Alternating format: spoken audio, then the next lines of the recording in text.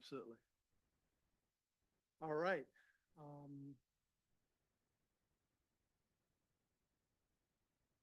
We're down one.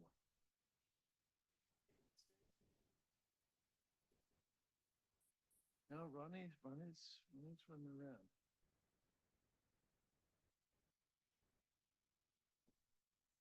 Oh, maybe. Hold on a second.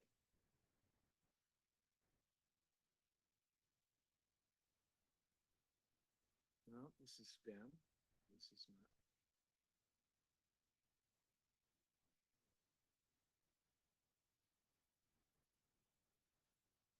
There we go. I think we should go and do it. All right. All right. All right. This meeting will come to order. We should begin with a roll call. Chair Targ, Present. Vice Chair Linda Brothers, Here. Commissioner Karen Bottrick, Here. Commissioner Doug Morse, Present. Commissioner Ronnie Kuczynski. Here. All commissioners are present. Recognize both the adept clock just in time. So, now it's time for those wishing to come forward for unagendized matters What's so quiet? Do we have any individuals either in the old schoolhouse or online who wish to be heard? We do have one hand raised. Alan Berger, you're allowed to speak.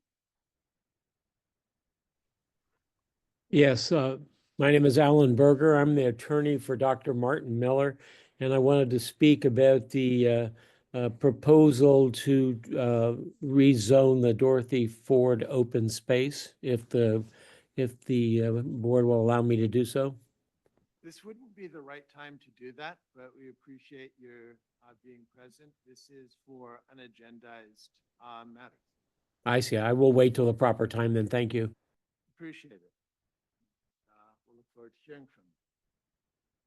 Do we have other people who wish to be heard? At this time, no other hands are raised. All right, well, moving straight into it. We have a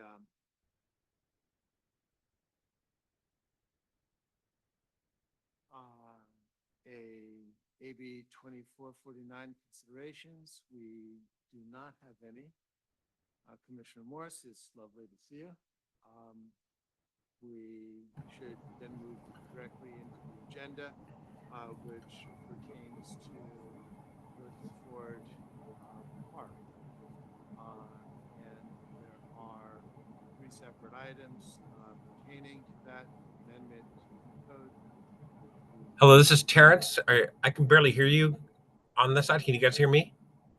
You're coming in loud and clear. So we have three items under that, which I will not recite, but they are agendized, and I am wondering if we have a staff report. Yes, we do. Karen will be presenting, and we'll go ahead and start. All right. Can everybody hear me? Perfect. Yes. Thank you. Let's see. So tonight we're going to be considering amendments to the zoning code and the zoning map to address issues raised by the State Housing and Community Development HCD Technical Assistance Letter dated October 16th, 2024. Emily, thank you. Each California jurisdiction, including Portola Valley, is required to have a housing element of its general plan, and that the housing element must be certified by the State Department of Housing and Community Development to be in compliance with state housing law. Please go forward. On a little bit of background, on January 24th, 2024, the Town Council adopted the 2023-20 2031 housing element. The on January 30th, the state certified the housing element, but on March 26th, 2024, the town received a letter from HCD notifying the town that HCD had decertified the housing element due to a lack of timely compliance with the required rezoning that was included in the housing element. It was a program in the housing element. On June 12th, 2024, the town council approved what we thought was the required rezoning. And on October 16th, 2024, the town received a letter which required that 3 additional changes were needed in the rezoning in order for it to meet state requirements. Please change the slide. In two cases, there's an amendment to the code that we would be adding a note to one of the tables to indicate that a 2.48 acre portion of the Dorothy Ford Park housing element site would be included. That note would be included in the table, and it would indicate that site would be developed as high density housing. A 2.4 acre portion of it would be developed as high density housing, and that owner occupied and rental multifamily uses are allowed by right for the development in which 20% or more of the units are affordable to lower income households on the Dorothy Ford Park site. Back up 1 second. In addition, the state required a very minor change. Already, the mixed use zoning allowed for 100% of residential units. Of space to be residential, but the state required that the language in the housing element, the general plan housing element, already stated that at least 50% of the floor area of development must be residential, but the state required that it be included also in the zoning ordinance. So just to be clear, this already was in the housing element, and it governed. It already governed it, but the state is insisting that it be in the zoning element, in the zoning ordinance as well itself. Next slide, please. In addition, and perhaps most significantly, they insisted on zoning a parcel. The Dorothy Ford site, the Dorothy Ford housing element site was designated in the housing element as a high density housing location. However, because it was town owned, state had given the town indications that it was fine to leave it as with the existing open space zoning because the town was in control of that. Well, there were changes in personnel in the state, and they changed their requirements, and they're now requiring that in order to certify our housing element, the zoning has to match the housing element. So again, the housing element already indicated this site would be for high density housing. A 2.4 acre portion of it would be for high density housing, but the state is requiring that it's actually in the zoning ordinance, and that development of high density would be allowed by right.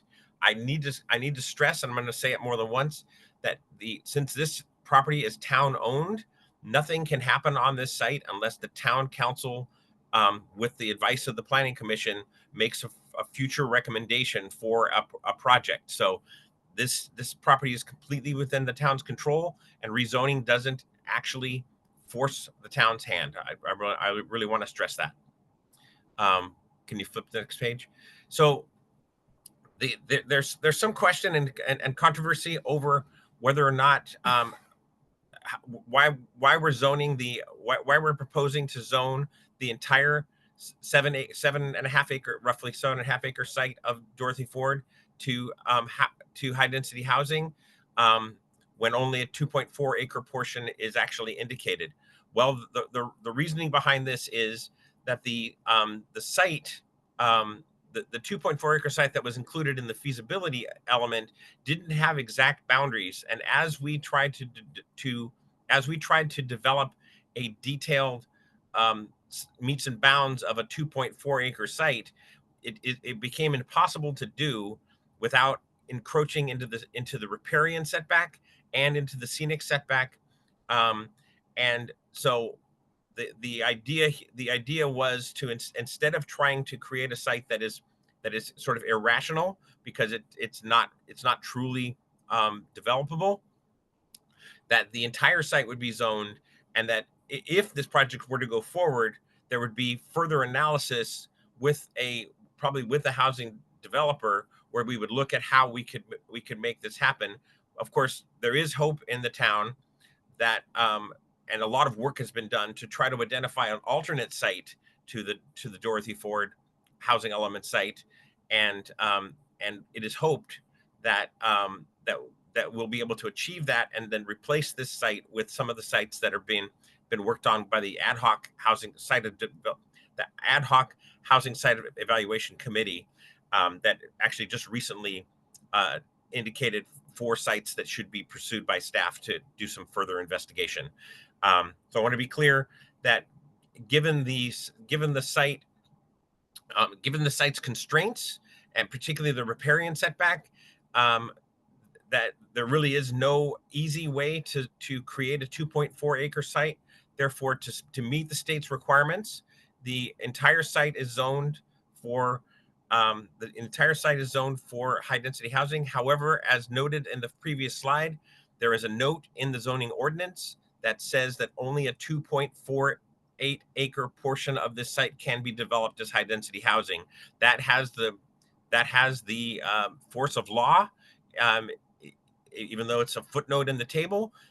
So that restricts the development of the site to 2.48 acres of development, as indicated in the housing element.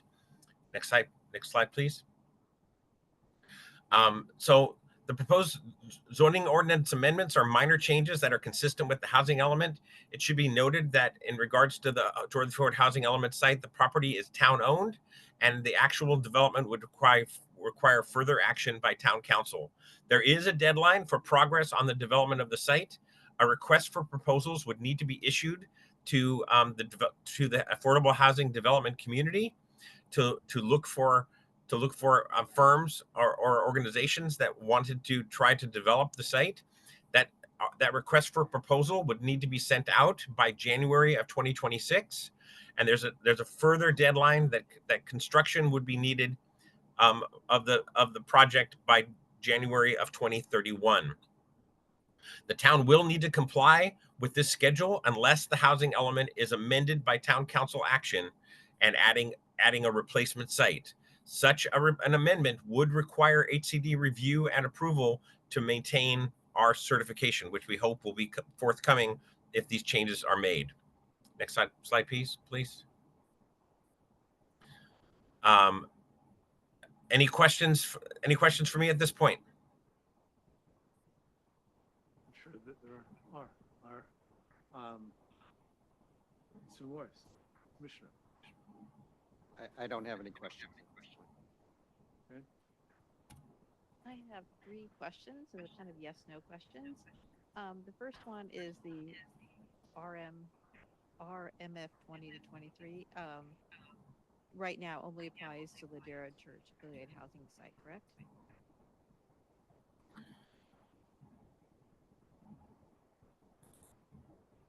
Yes. If I may speak, as a reminder, we've gotten notice from the public. Please make sure to speak clearly into your microphones. Thank you. Okay, my second question is the current zoning has a maximum of 6,200 square feet per building and a unit size restricted to a range of 400 to 1,800 square feet. That means each building can contain a maximum of 15 400 square foot units or 3 1,800 square foot units.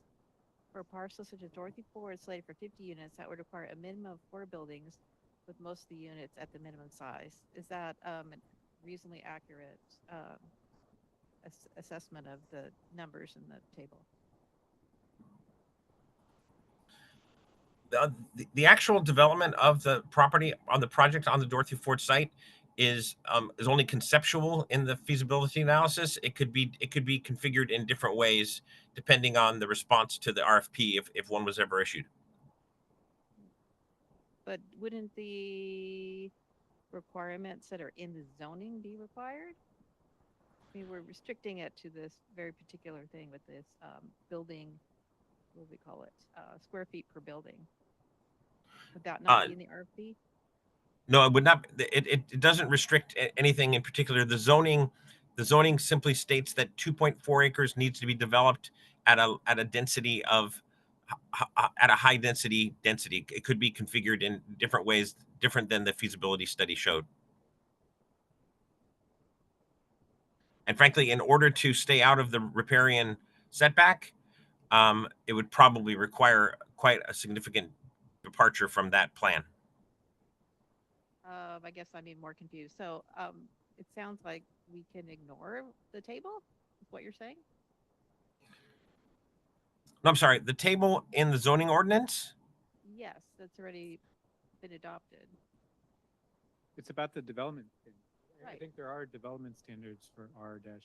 Yeah, and that's what I'm trying Oh, to. yes, of course. already- I'm sorry. I apologize. I thought you were referring to the feasibility study. I'm No, having no, a very no. hard time hearing. I'm sorry.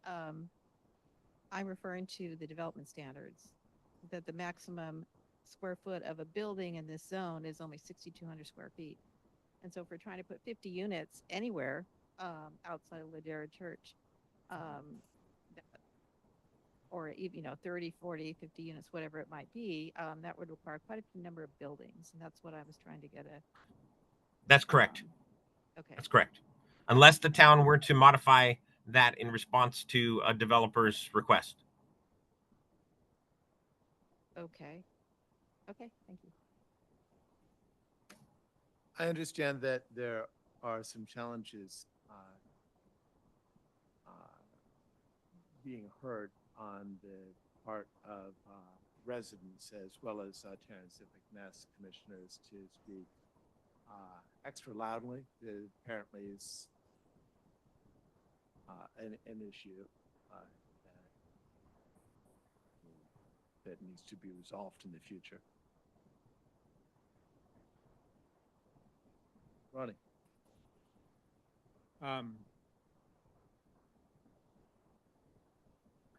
Okay, so I guess maybe if you could back up and clarify, why do we actually need to rezone the Dorothy Ford Park site? If we go back to the letter from HCD, it didn't state, I don't think, that we are required to rezone, update the zoning map for the Dorothy Ford Park site. I think it stated that multifamily, rental multifamily and owner occupied needs to be permitted by right. And I think it said something like either showing that this is provided by the zoning code or general plan amendments. So I guess I wanted to understand, are there other options than rezoning to comply with what HCD has asked for? I'd say no. The zoning ordinance is the only way to provide for development by right. Otherwise, the future development would need a zoning change, and that's what the state is objecting to.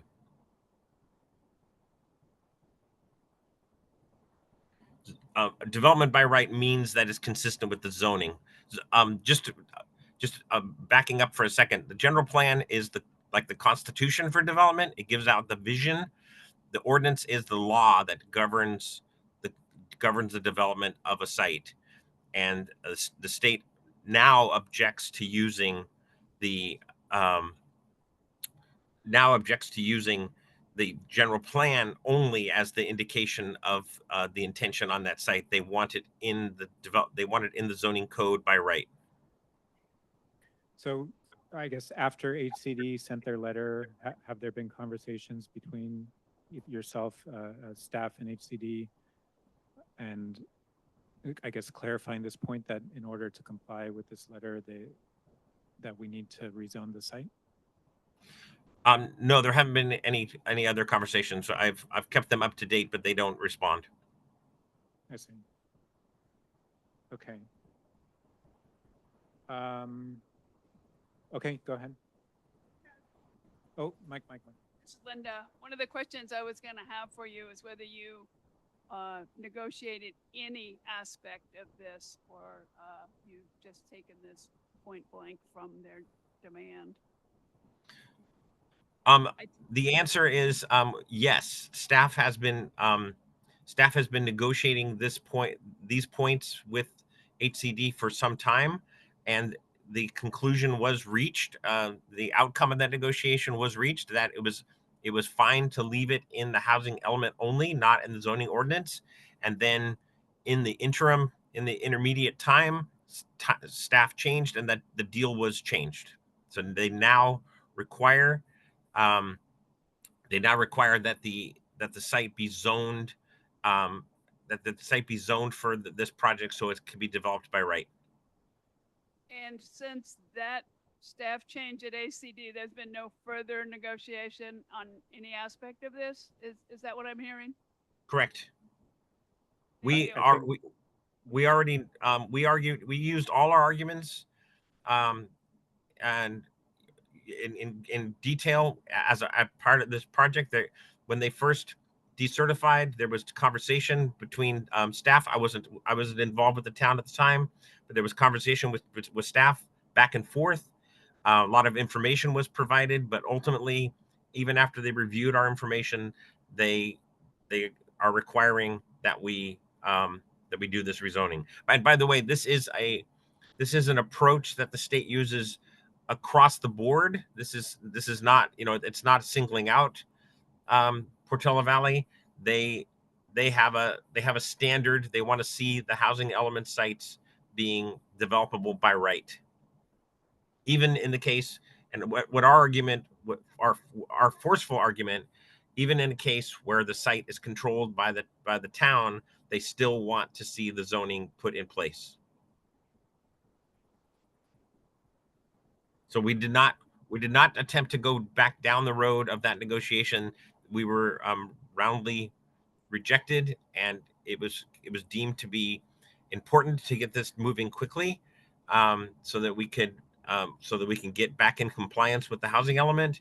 And given the fact that the housing element already stated that developing the site was doable, was allowed, there, at least staff's consideration was that it was better to get recertified and get on with the replacement process. Thank you.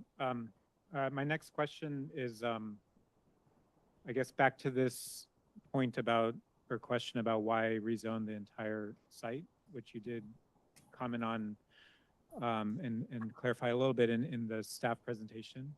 But I guess going back to November 2024, after we got the letter from HCD, you presented a plan to the town council and then followed up with a response letter to HCD. And at that time, I think in the town council meeting, if I understood, the statement was that we needed to either subdivide or create a legal description of this 2.4 acres, 2.48 acres, in order to be consistent, I think, with the CEQA analysis, and in order to be consistent with the general plan. And then the town council sort of, I think, their advice was to go ahead with the plan. And then in the HCD letter, it also stated that that our process was going to take some time because we needed to, create that legal parcel, get a survey, etc. So, I guess,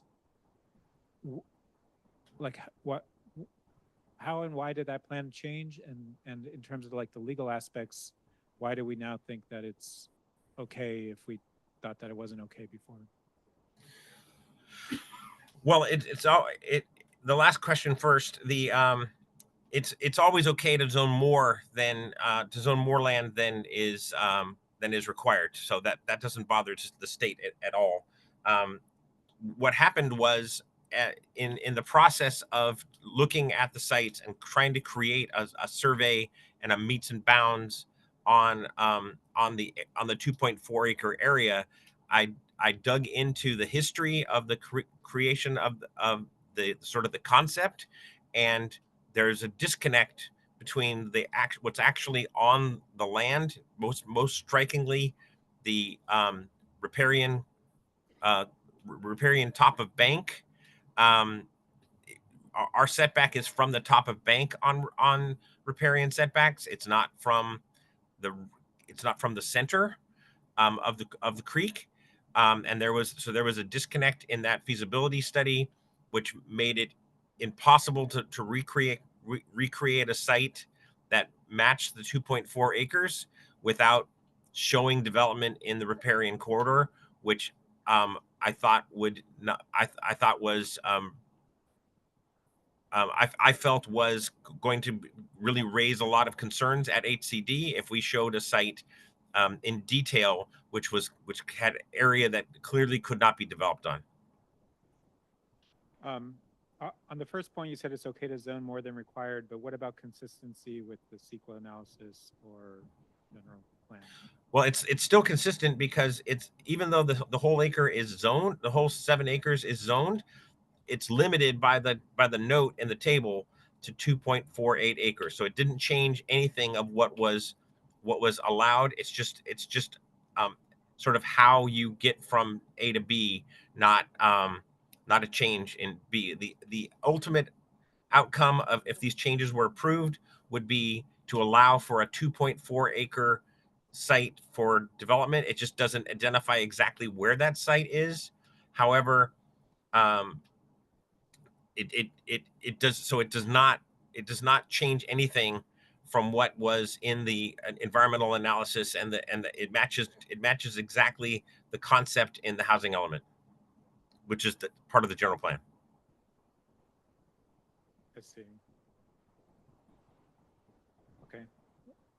Oh. Did you say And you had I a hope follow-up? Catherine's going to stop me if I say something wrong. So thank you, Catherine, for doing that.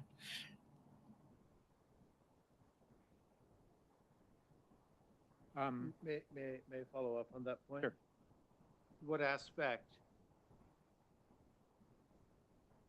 would interfere with establishing a 2.48 acre parcel? Is it the creek setback? Is it the setback because of the scenic corridor? Or is there something else? It is the riparian setback is the most serious concern. The scenic, because there's it's not just a town regulation. It's a critical flood protection and also habitat protection requirement. There's really no flexibility in it. The scenic setback is also a problem, but it is conceivably a town amendment. It would require a lot of analysis, but at least it's conceivably changed. In addition, the other development standards, such as building height, setback, would constrain the site. So it's actually it's both the riparian and the scenic and other factors. So is it fair to say that a 2.48 acre site would not be consistent with all of the ordinances and state requirements for the site?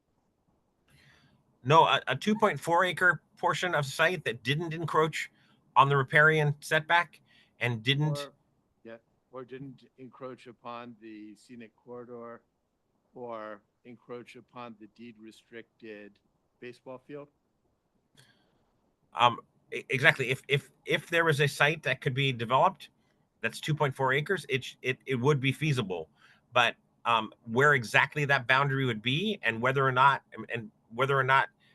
changes in the development standards would be required, such as height, would have to be determined, and would be determined as part of the RFP process. Again, that assumes that the town even goes forward with the development. But assuming that they did, that's how it would be addressed. But under the existing design standards and with the existing setback and with the existing restriction on development of the baseball field and the scenic corridor, it would not be possible. Is that correct? Well, it could be possible to go to the further to the north. But that I'm- would I'm- interfere with so to the north, help me. Where the community space and playground is indicated on the map. Got it. So we would encroach on the community space and playground. Right, which was envisioned to be part of the development in the first place. It's not there now. part of the development. Got it. So you could have a 2.48 acre site if we encroached on the community space and playground. Is that correct? Potentially, yes. Okay, so it is buildable, or you can have a conforming 2.48 acre development site. It would just require modification at the community space and playground. Or the height. I mean, isn't the height an easy way to resolve it? Well, Like, if you yeah, go to that 3 you- stories, 4 stories, I mean, You could certainly do that, but that would require a modification of the design standards. And with the present envelope and where you were going is it compliant with CEQA? And the question would be, if you have a policy that you're violating, because if you can't do it without violating an existing ordinance or design standard that is objective, then you would end up Those are- having, you those are would the end new- up having a secret issue. the new the- design standard? And by right, you don't have it. Design by right, you waive the argument to make this a project, as I understand it. Is Yeah. that right? Terrence, I have a question related to Nicholas's question, which is if this is a build by right, can we actually enforce the scenic corridor and the 30-foot easement and the riverbank setbacks? We have no authority if it's the, what do they call it, build by right thing. Well, this is part of the problem. If we were to identify a site that included those setbacks, then that would be true. But that's also that would be a conflict with a lot of other regulations. So it would be disingenuous to put forward a project that wasn't feasible. To show a boundary of 2.4 acres that was clearly not feasible, I think would be identified quickly by the community and by the state. If I can restate your question, and Commissioner, let me know if I've got it right. Is build by right within the existing ordinances, zoning, and objective standards, or is it a free-for-all, and you get to build whatever you would like? Is that a fair approximation?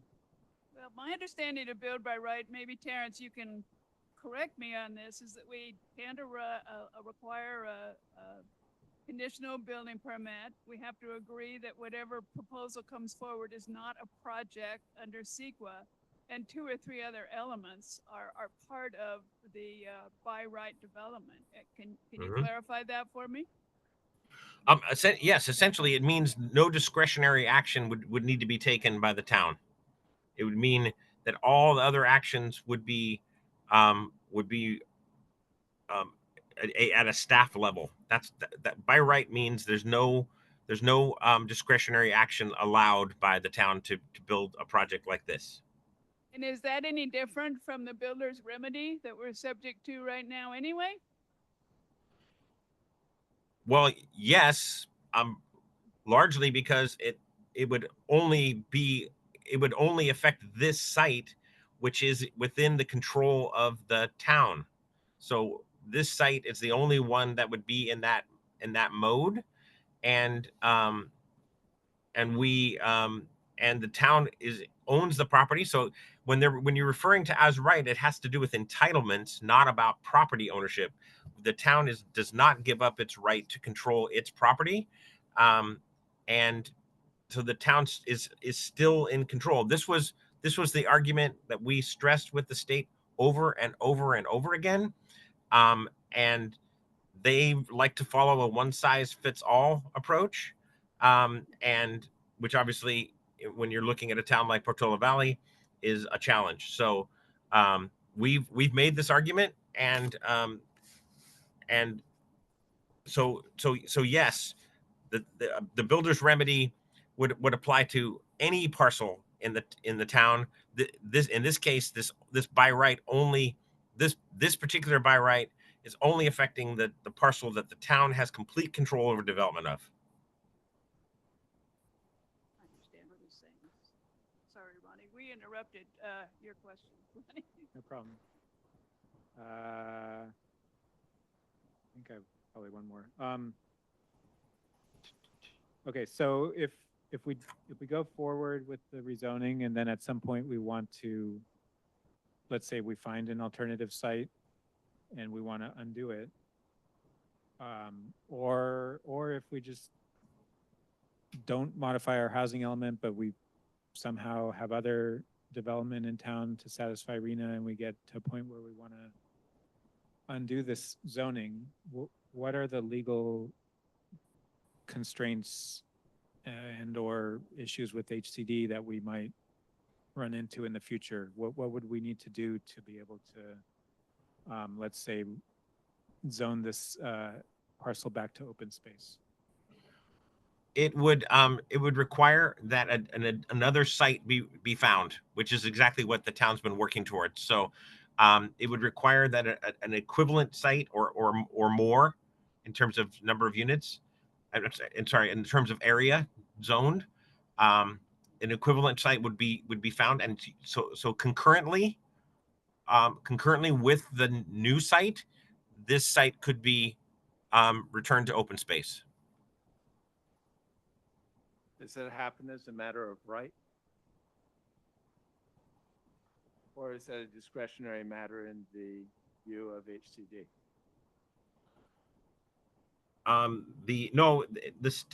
The state would have to approve it, but the town's requirements are only to meet the RENA that we had in place at that time. So the town could replace this zoning with another site and be in conformance with the law. But HCD would need to sign off on that, and Correct. We don't really know how they might respond. No, I don't. Can you But- tell me yeah. on Ronnie's questions exactly what the criteria would be? The area with the same zoning, or the number of units, or some other combination of factors? I mean, HCD is HCD. I'd like to know what the target's going to be. Well, if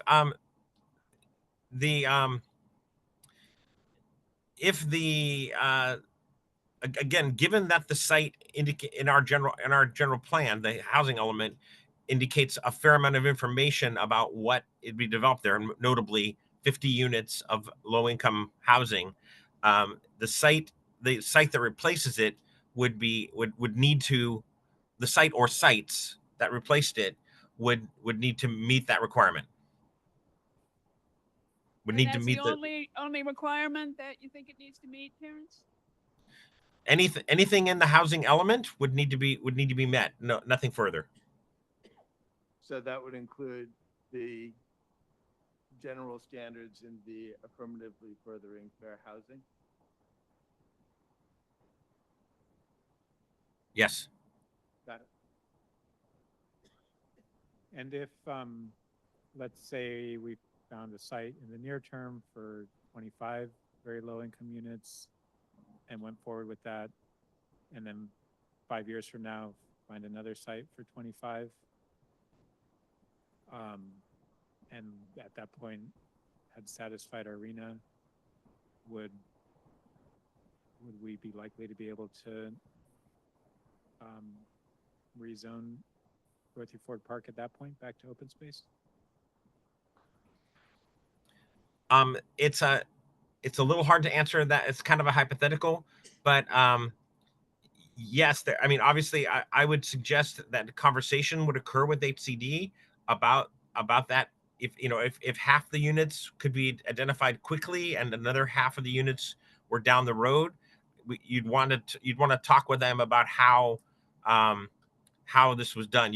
I think you'd really want to have some consultation with HCD to make sure that you didn't zone a site for 25 units and you end up getting no credit for that. So in terms of rezoning this property. So honestly, if that were to be coming together, I think a conversation with HCD would be appropriate.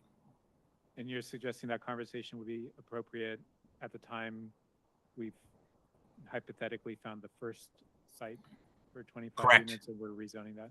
Okay. Correct. And ideally you could, because the state law requires that if you rezone a site from if you downzone a housing site, you have to replace it in kind. So if we were only replacing half of it, that could be problematic. So we'd want to talk about how we would do that. We'd want to work with HCD on that. Or ideally, you would be zoning, even if your project was down the road, you could be putting the zoning in place now, and that would meet the requirement. So in other words, if you had two sites of 25 units each that accommodated 25 units each, but one of them was going to be worked on in 5 years and the other was going to be worked on now, you could rezone both sites and be sort of ready for the other site. I'm sorry I hope this is making. I hope it's making sense. It makes sense. The hypothetical was like we didn't know what the other site was going to be, but I think I understood your answer was that Thank you. That would be something to talk to HCD about at that time of the first site. Okay, I think that's all my questions for now. I'd like to follow up on that, Terrence. What if we add a provision to this resolution providing that if at a later date we have alternate sites that meet these criteria, HCD will agree, whether it's piecemeal or not, to allow us to change the zoning back on Dorothy Park. I think we could put that easily in our resolution. You identified for us roughly the criteria. I can't write it off the top of my head right now, but it seems like it'd be a very reasonable thing for us to put in our resolution right now. I'm going to defer to the town attorney on that question to some extent, but yes, you could indicate what your intentions are. It might belong better in the recitals, but is Catherine there? I can't see. Useless as it might be. Catherine, okay. if I may, Catherine is not here currently. I'm going to share information from HCD that maybe provides some clarity on this matter. Just a moment. I understand the question. My question was, Ronnie, rather than wait until such time as we might have alternate sites, put it in our resolution right now that we're making this change with the understanding that if we later substitute alternate sites, we can rezone this. Right. I guess we could say in the resolution that that's our understanding, but we couldn't like say in the resolution that HCD is going to take some specific find action, them, but we can. That's what I was trying to understand. Yeah. No, we could put that in our resolution, and if they were to, I mean, we're now in discussion, so I apologize, but, right. If we were to essentially establish a condition within the reso itself, then that would need to be approved by HCD. Then it's not then it would be an approvable zone, and I think that it would be very hard pressed to.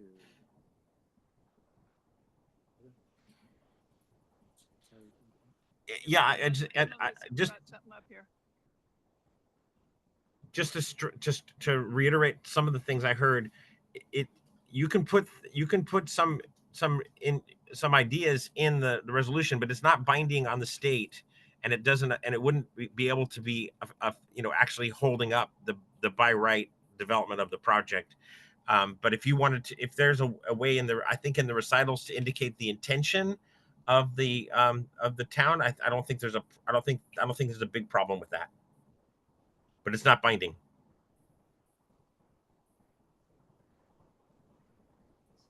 Do you want to say something about this thing that Emily brought up? It doesn't. It's new to me, so I can't answer my questions by looking at it. I don't need to go into more depth. That's essentially what I'm talking about. There's a process for how you show it's called no net loss. So if you have a site that is expected to yield 50 units and you zone it to open space, you have to show that you're not reducing the number of units. From the town perspective, you obviously would be reducing the number of units for the site you were rezoning to open space, but you would need to replace it in another place.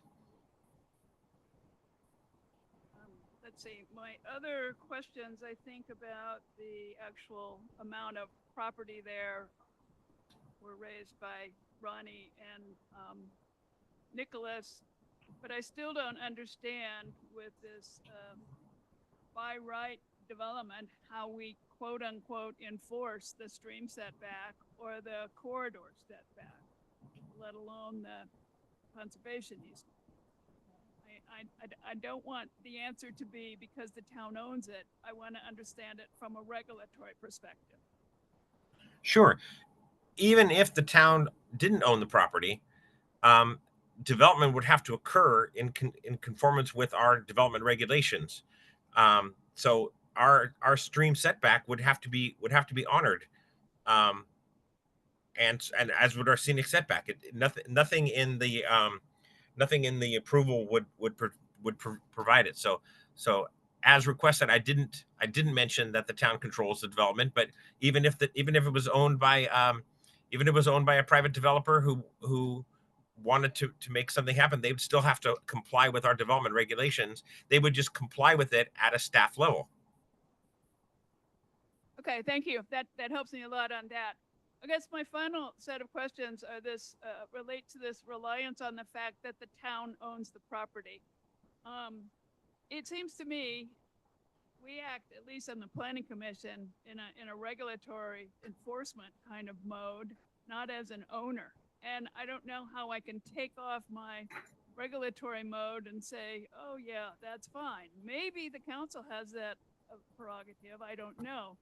But if we chose to, for example, put out an RFP, it strikes me just off the top of my head, and I'm a retired lawyer and I haven't practiced for a while, but if somebody responds to our RFP and then we decide, oh, we don't like that development, we're not going to approve it, aren't we subjecting ourselves to detrimental reliance lawsuits or other things like that?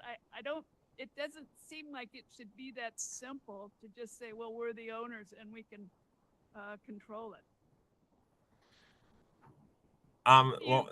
Basically my question is, how do you parse out our role as an owner versus our own role as a regulator? And is there a point at which, as an owner, we've gone too far and we can't back out?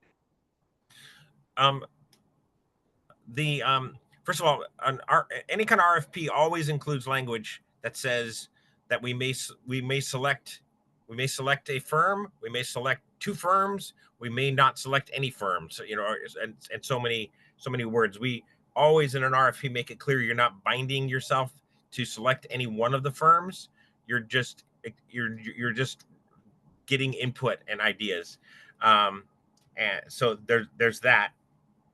In terms of the issue of the property ownership, well, in our structure, the owner of a property is in control of what happens in that property. The fact that it's town does not mean the town loses its right to control its property. So I'm sorry, I'm back to stating that, but I believe that's it is in our system, the property ownership is in control. Nothing can happen on your property legally without you being a party to it. Okay, thank you. No further questions, Mr. Chair. So just to follow up on this point, in our RFP, presumably it would be an invitation to enter into a development disposition agreement or something similar? Whereby we. would Yes. be- And so a development disposition agreement would provide for additional flexibility?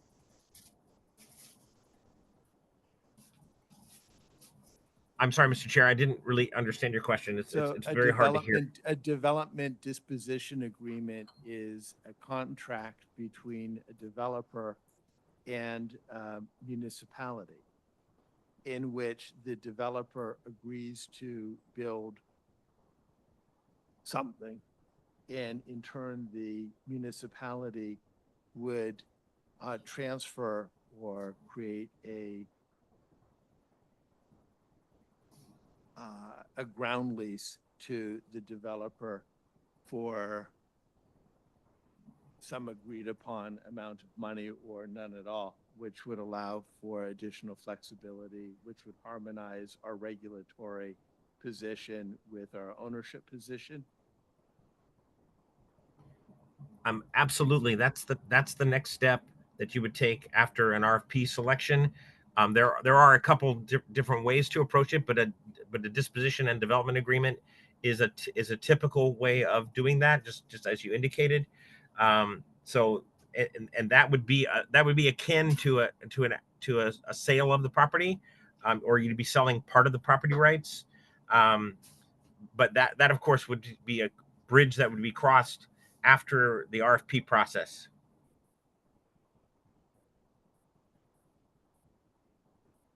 So, moving along from that, am I correct that we could establish a 2.48 acre site if we included the community space and playground area? So we could have a defined area in which building could occur? Honestly, I believe it's possible, but we would need to have much more information about the property than we have now. We would have to do more surveys than we've done at this point. We'd have to understand the property, its development, its relationship to development standards. It is more straightforward to have the entire site zoned and do an RFP that limits it to 2.4 acre and allow the development experts to inform us on what was possible, rather than going through a fairly extensive and expensive process of analyzing the site. I mean, we'd essentially have to hire a housing developer to tell us whether the site worked. Better to do an RFP and have them do that for free. So if I'm very uncomfortable having to rezone the entire acreage, including the baseball field, which has a land use covenant on it with the state, can you produce a 2.48 acre site that is a conforming parcel that we can zone? And if the answer is you're not sure and you need to think about it, that's okay too. But I'm looking at the direction, or I'm familiar with the direction that council provided. I know through the letter that was provided as an attachment that that's what we said we were going to do. And I'm looking for a way to deliver a parcel that is zoned that is 2.48 acres. And I'm wondering if you can actually produce that. It's possible, but not without extensive study. Great, thank you. I have nothing further. So are there further questions? I have one more question. Terrence, for a replacement site, as they are identified, would they have the same milestones that the HCD has outlined here in terms of an RFP and building, or could they impose those? Well, it's a great question. I would certainly think our argument with the state would be stronger if we had at least the same milestones, and without potentially even accelerating them would help to convince them that the new site was a viable site. But technically not, as long as the state was okay. But I really would, my instinct would tell me that you'd want to at least match the schedule that was on the site that was being removed from the housing element. Okay, thank you.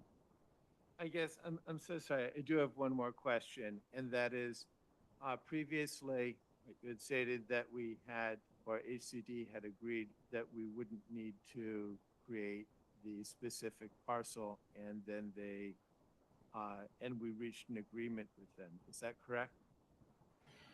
A verbal agreement, yes.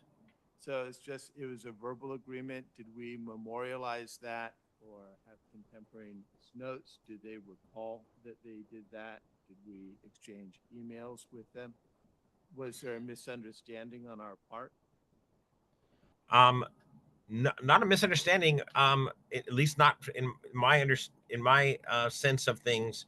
It's more that the state puts caveats around all of their conversation. They say things like this may work, but we'll have to review it, and it's not final until we finish the review. So they don't commit themselves to anything until they get to the place where the director is putting his pen to paper. Right. So they never. So they caveat it, and they didn't actually agree to it, but the person across from us said, "Yeah, that ought to work." Yes, and that was a different people than I wasn't involved in that conversation, but my understanding and reviewing the background information is that's essentially what happened. Planning Director, I appreciate that you are not that person. I appreciate that you are in a different time zone and that you're here with us today. So let me just recognize. Well, it's morning in Bangkok, so it's no problem. It is now. Are there no? There's Ronnie. Yeah, sorry, I wanted one more. Yeah. So sorry if this is kind of re-asking, but I guess on this question about the identifying a 2.4 acre site, and you're emphasizing that, it might be possible, but it's difficult and it requires a lot of study. Could you clarify the possibility of allowing for additional height to make that easier? What would the options there be? And like, why would that be difficult to allow for more height such that the density could be supported on a smaller area of land? Well, it would require a zoning change to change the standards. But we're making a zoning change as part of this thing, aren't we? I mean, we're modifying the zoning. Absolutely, but I wouldn't recommend essentially giving a blank check for height is if it's possible to do a project otherwise. So it is possible, but I would want the outcome of an RFP process to come forward.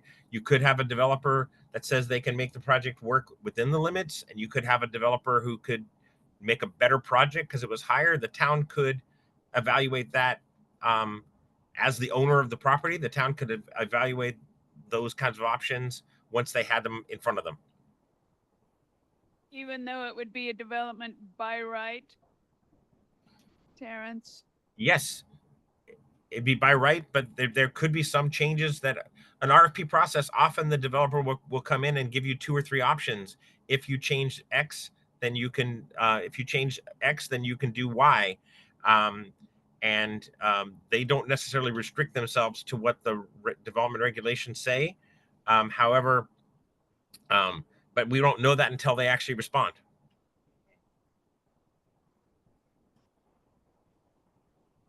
Thank you. All right, let's open a public hearing. Are there people? Respectfully, I'm going to start with the people who may be on the telephone first, if we can do that, or perhaps.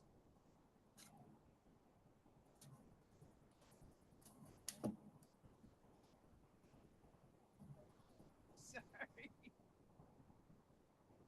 I'm sorry we couldn't accommodate you earlier. All right, so why don't we switch it up and start with people online and then go from there. How many people do we have with their hand up at this 2 point? or 3. Great, thank you. Okay, we're going to start with Michael Galvin. You're welcome to speak. Yeah, you mentioned at the beginning that I think there are 4 other sites that are being evaluated by a group of people or some people. Are we ready to get a quick picture of those right now, or is that not ready for discussion yet? Mr. Chair, you want me to address that? Sure.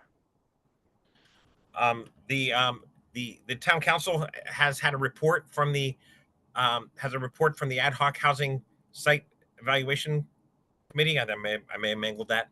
And they reported that I believe at their last meeting. So that's available. That's available for review. But essentially, it's the sites are.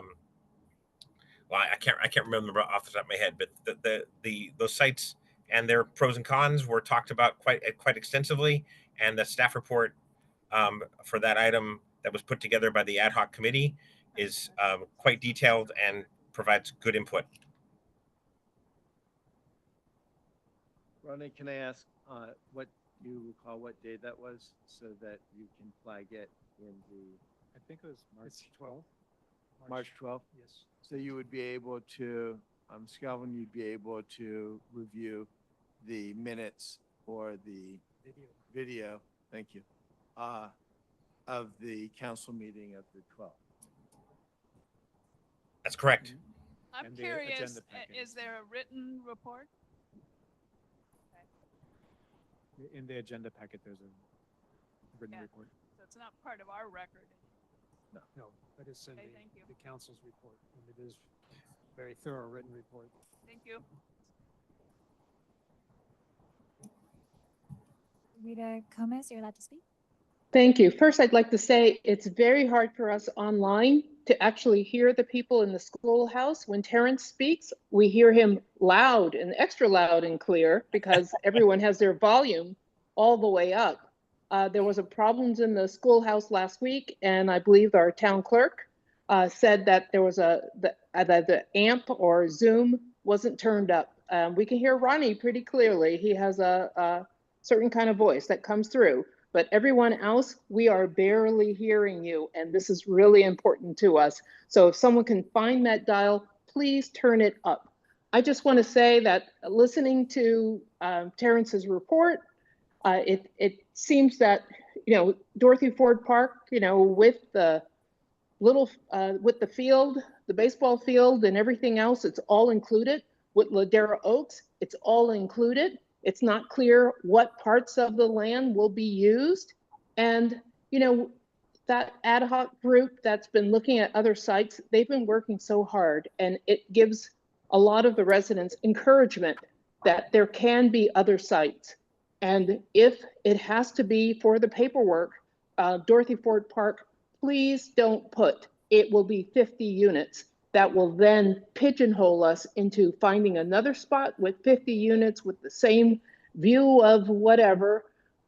Let's find a way to word it so there's flexibility. If there's 2 sites, then there's 2 sites, but not just put us in a corner where we're losing everything because just for timeliness, and then be subject to whatever builders actually put their hand up. And it sounds like we could negotiate with the builders, but right now this has been going on so long, we're losing. So please word it so that we have some flexibility on the sites and the hard work and volunteerism that group has put forth. Really appreciate it. And let's not throw away that time and that energy and the need. Thank you.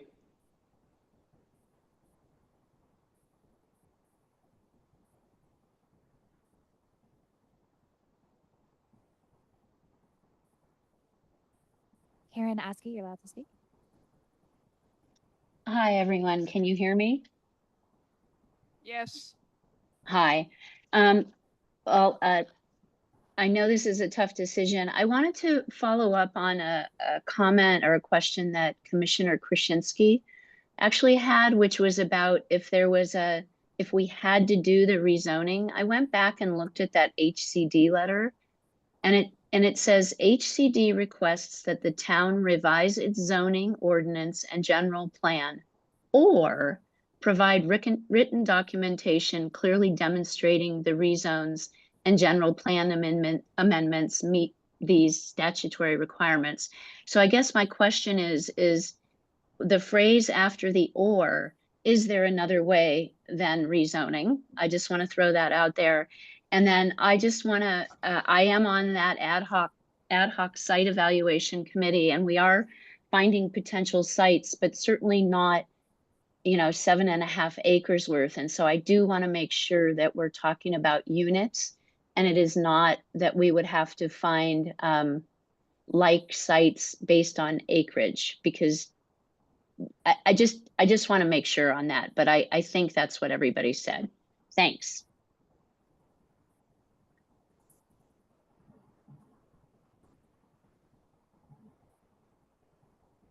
Dale Fowl, you're allowed to speak. Yes, thank you.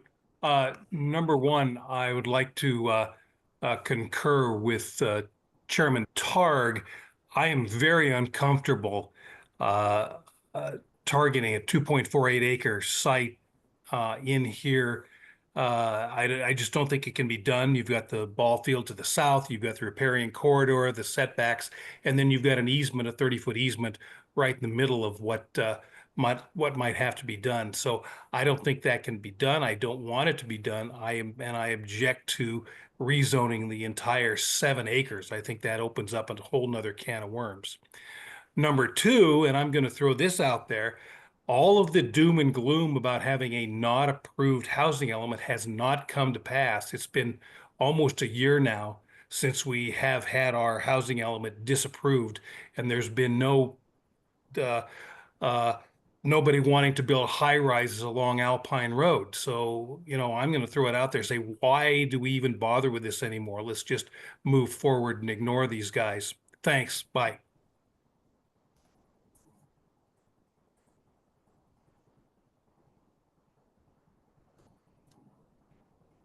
Phone number ending in 3056, you're allowed to speak.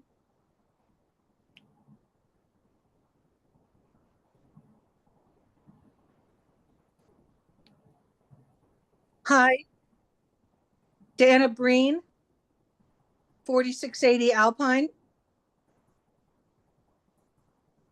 Hey, Dana. Okay, good.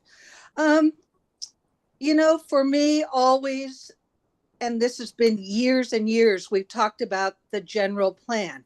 We had a general plan committee. We know about this parcel being, it is in a scenic corridor. It has a riparian issue. I don't know how it ever got to be a possibility to develop this land. So and then nobody's talked about the 2 trees that would be criminal to cut down. Anyway, This is about the general plan. And in order to change the general plan, you need the authorization of the people. So it's not a staff thing. It will be a people thing. And and I sort of agree with what Dale just said. I mean, I hear HCD is crashing and burning. So, I mean, I say we keep our integrity and our dignity of this town, of what we have tried to do all of these decades, and don't accept this. So I hope you guys remember, as you're making your decision tonight, we have a constitution. This is a constitutional issue. And if you want to change the constitution, you need to come to the people. Thank you.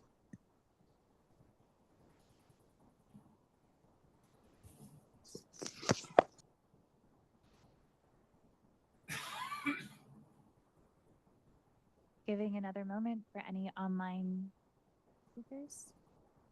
We'll have an opportunity at the end.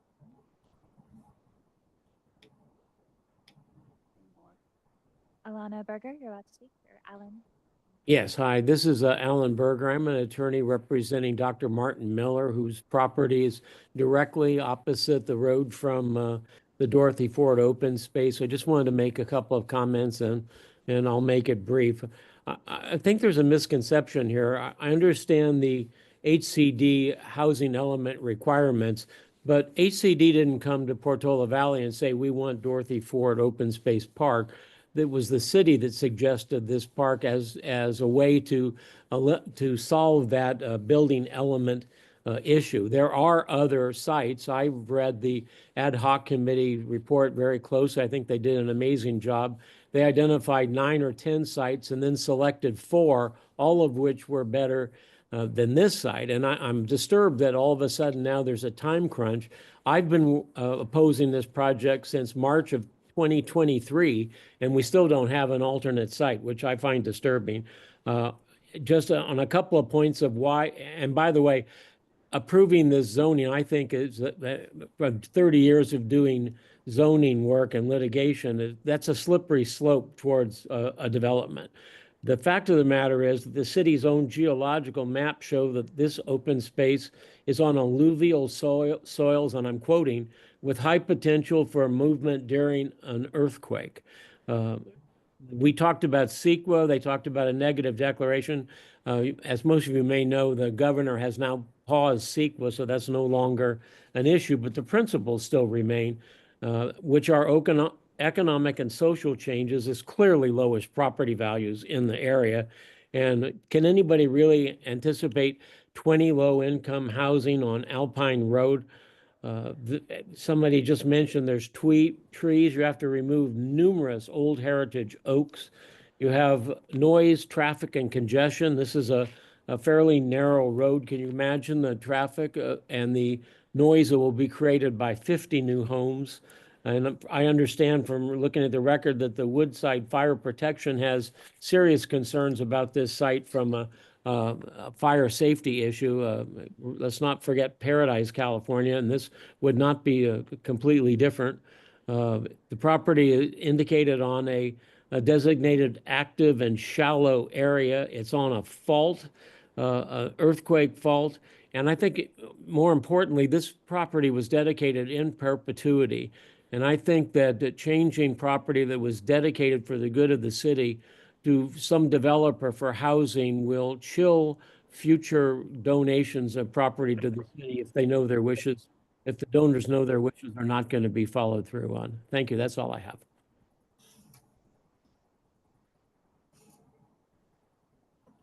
No more online speakers. Thank you. Are there people in the old schoolhouse who would like to be heard?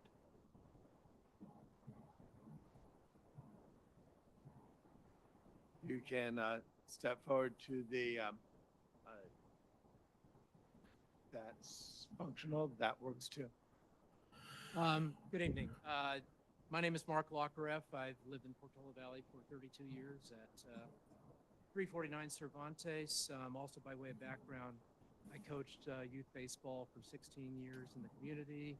11 at Ford Field, was also involved, was on the Park and Rec Committee here for many years, was involved in the renovation at Ford Field, and yeah, I've got some strong thoughts here. I'm relatively new to the whole housing element situation. I'm in favor of finding a housing element somewhere in PV. However, I'm adamantly against it happening at Dorothy Field Open Preserve Park site for a whole variety of reasons. I may be a bit naive in how this whole process works, but I do believe that that we're on a slippery slope. And if we upzone this to allow for a housing element, even if we decide not to do it in the future, first of all, I don't believe that'll be the case. Secondly, I don't think it's just the 2.4 acres that are going to be happening next to the field. My belief is the field goes away. So if that's what we want, I believe that's going to happen. And even if we zone this field or zone the site for housing next to the field's not going to work with the housing next to it for a whole variety of reasons, which I can get into in more detail. We don't have time for that right now. But I can tell you it will not work. So I really urge you to think twice about even considering this site as an option. I like what Dana said. There are certain people in higher level government today who just kind of ignore what's going on and ignore the courts. Why can't we? I'd be happy to go into it in more detail. I know this is a thankless job that you guys have. I appreciate what you're doing. Hi, Doug. I just think this is unbelievable that we're in this situation right now. But I would hate to see this scenic corridor disappear, because it will. The first thing we see when we come into this town is that space and that field, and it's been part of our institution forever. We've had thousands of players play there for over 70 years, including a former mayor of this town, and it's going to go away. So, thank you. Thank you.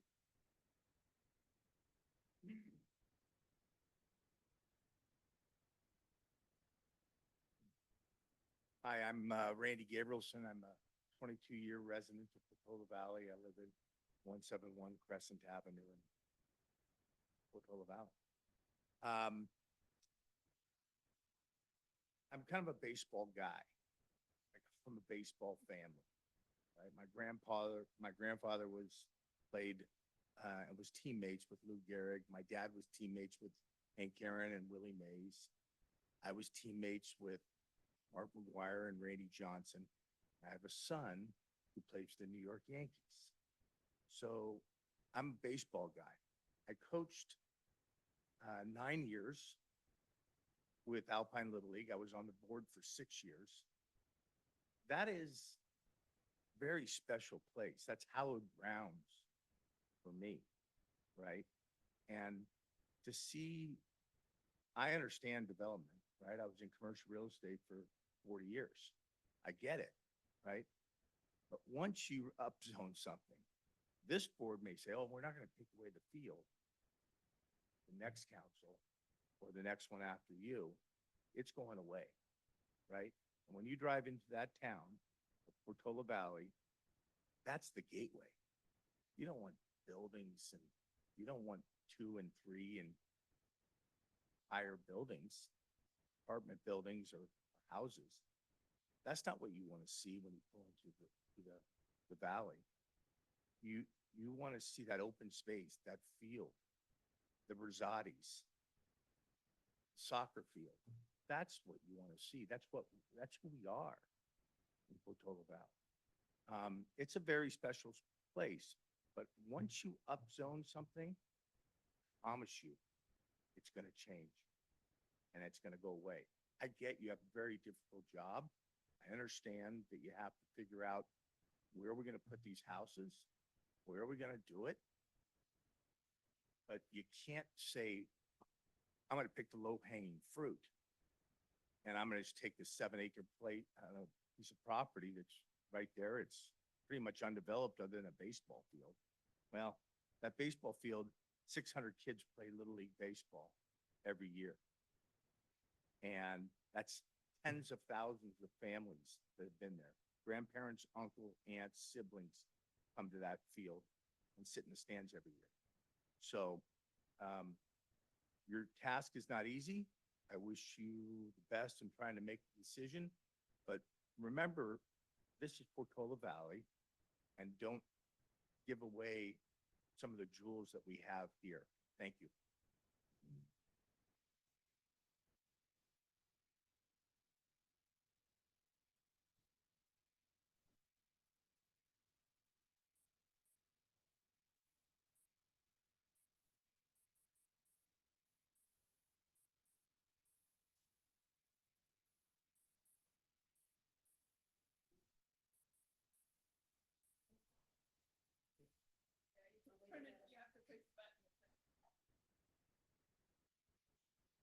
Take your pick. You. Thank you. So I love the baseball field. So can you state your name? Christy.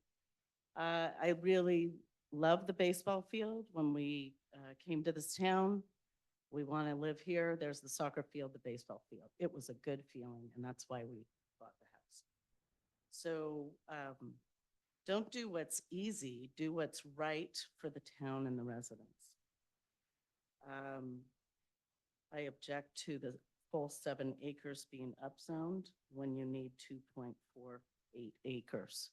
So if the ad hoc housing committee found a top 5 sites, why not submit one of those sites and see what happens? Describe what you meant by selling off part of the property to the developer. That was confusing to me, and I'd like that described more. Can you also describe by right? It's my understanding that by right means that the planners decide what to build without public input. Is that true? That we will not have public input and it will happen behind the desk without public knowledge what's happening? Is that by right? Can you define all the things that are in this document that you're considering tonight? The lay people, the residents, don't know what all the terminology means. Maybe they don't even know what HCD means. Maybe they don't know what MU means or MF means. Or you really need to have terminology and definitions for the layperson to really catch up with us. So can you divide the parcel to create a new parcel described in the housing element? Portola Valley has the authority to do this under the Subdivision Map Act. And if you wanted to separate that, why didn't we do the Subdivision Map Act and keep the Ford Field out of the discussion? 600 children play there every year. Confidence is built within the students.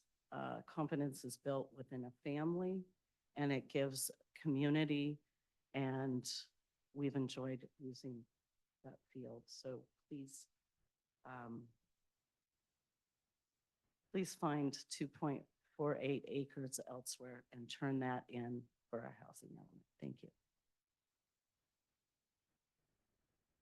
Thank you. Are there other people within the old schoolhouse who would like to come forward?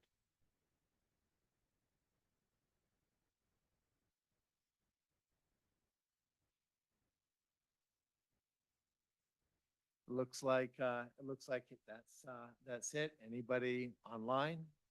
You could swing back round. No hands are currently raised online. All right. Well, we are closing the public hearing portion. I'm going to ask that we take another swing through on the issue of by right. Terrence, could you take a hand at defining what by right means in this context? Absolutely, Chair.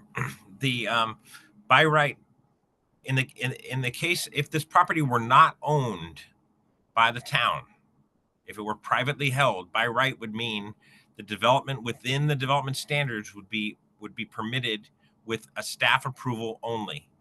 Again, the caveat is if this property or any other property were privately held, then by right means there's no further public hearing or approvals. It's essentially a building permit process going forward with no hearings and no further decision necessary. However, in this case, the town owns the property and nothing can happen to the property without the town's direct action. Terrence, this is Linda. Does that mean, since it would not be a project under CEQA, that you would not look at any of the off-site impacts of the project or any of the cumulative impacts of the project or some of those other things that may only subtly appear in the code? No, that's a great question, Commissioner. But yes, the project, even if it's approved at a staff level, would have to have a comparison between the environmental documentation that was created and the impacts of the project. Staff would make that determination, though, again, if this was owned by a private party. But if you're making that at the staff level, it's still going to be at the staff level, whether we own it or not, right?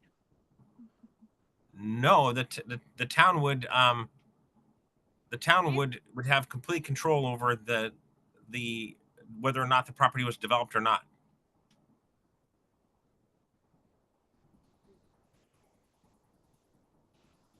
Okay, but the by right just doesn't make sense when you apply it in that context. But if we were, as a town, let's just say some whole suite of, different people come to the town and come to the town government, and they decide to develop this, by right would still mean by just the staff, without any necessary public input like this or any necessary public review. Is that correct?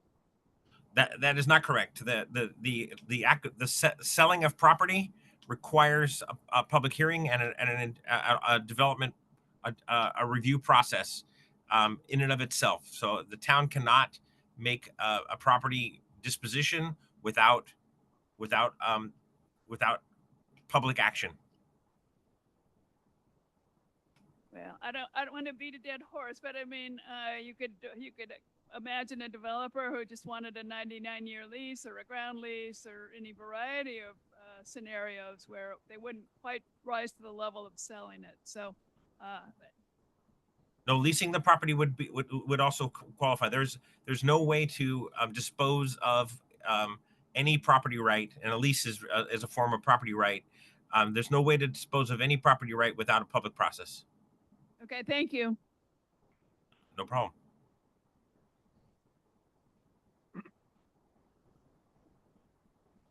I think that the notion of defining terms is a good one, and we'll bring that forward.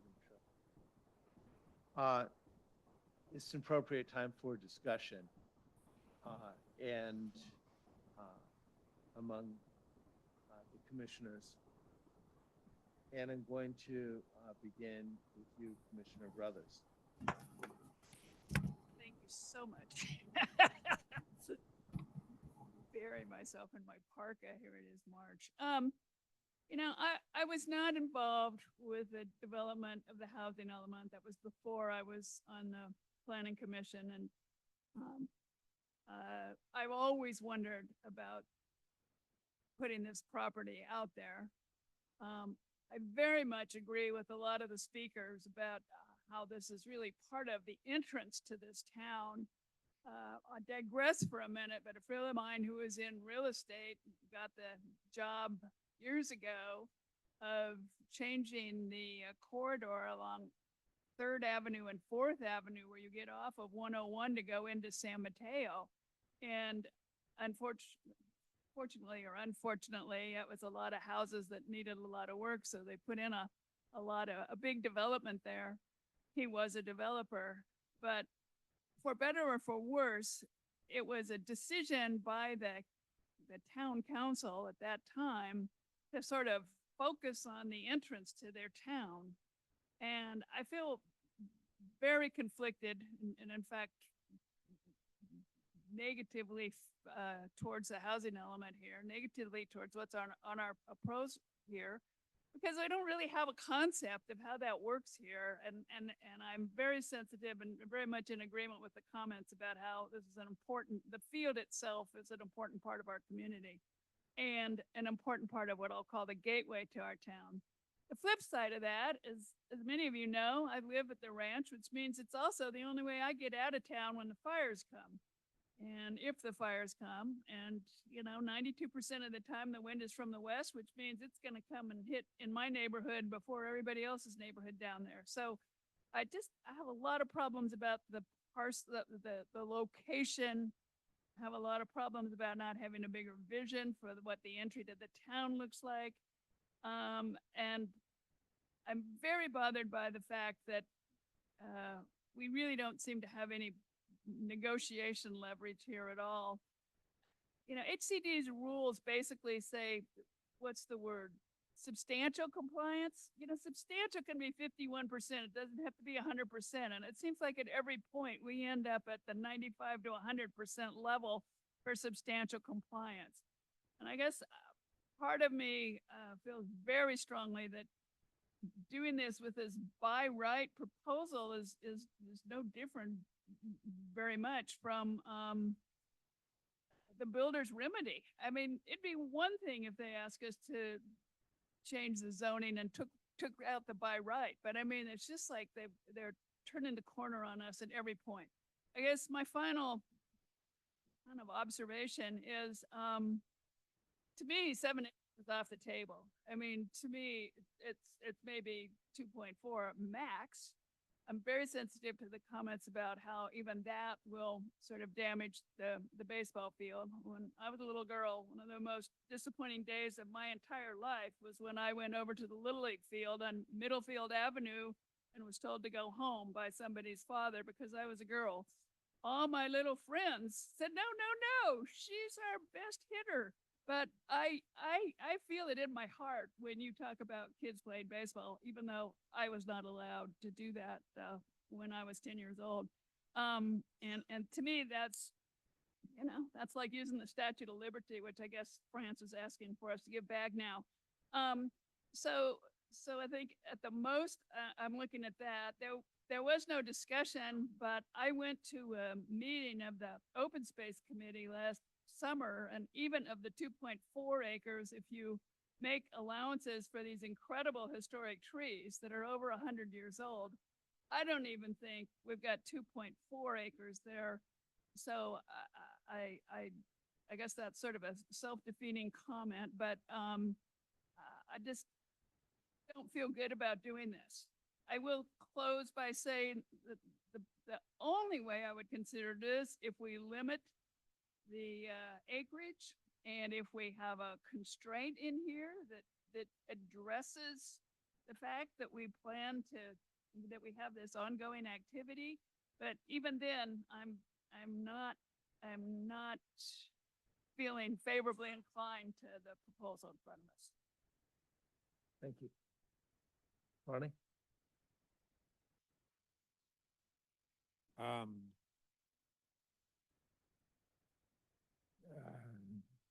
Yeah. Commissioner, we're going to come back to you. Okay. I did watch the whole entire housing element, and I don't want to,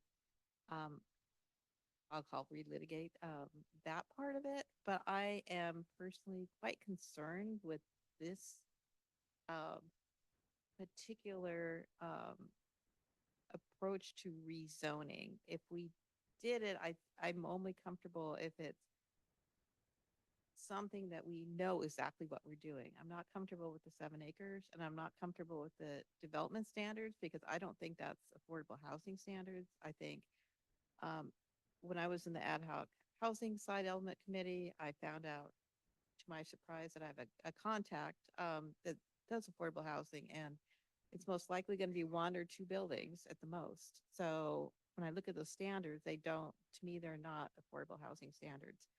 So if I look at both, I don't know where to put it, and the standards conform.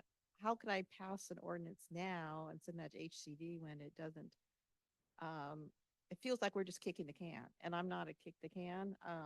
I would rather have us to do something that we do correctly and carefully and have community input. I don't think it's our role to kind of kick the can that let's have, RFP go out and have something show up, and then we end up doing something completely different than the housing element committee, the community decided 2 years ago. So I'm not comfortable at this point for those reasons.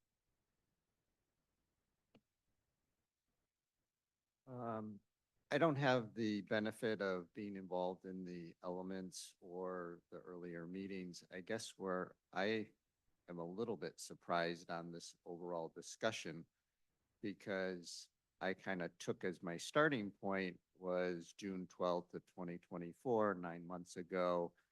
The town council approved this plan, which included the rezoning. And it seems to me that this is a little bit of a paperwork issue. The intent was approved, at least my understanding, that Ford Field was until another site was identified, is something that we're putting forward to the state. And they came back with a technical letter that said, well, you have to cross some Ts and dot some Is. And but the decision had been made.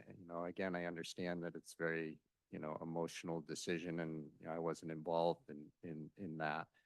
But that decision was made with, I assume, the proper discussion and involvement with the town. So I look at this as more, we're moving forward. We do have a lot more flexibility and control than if this was a private property that was out of the town's control.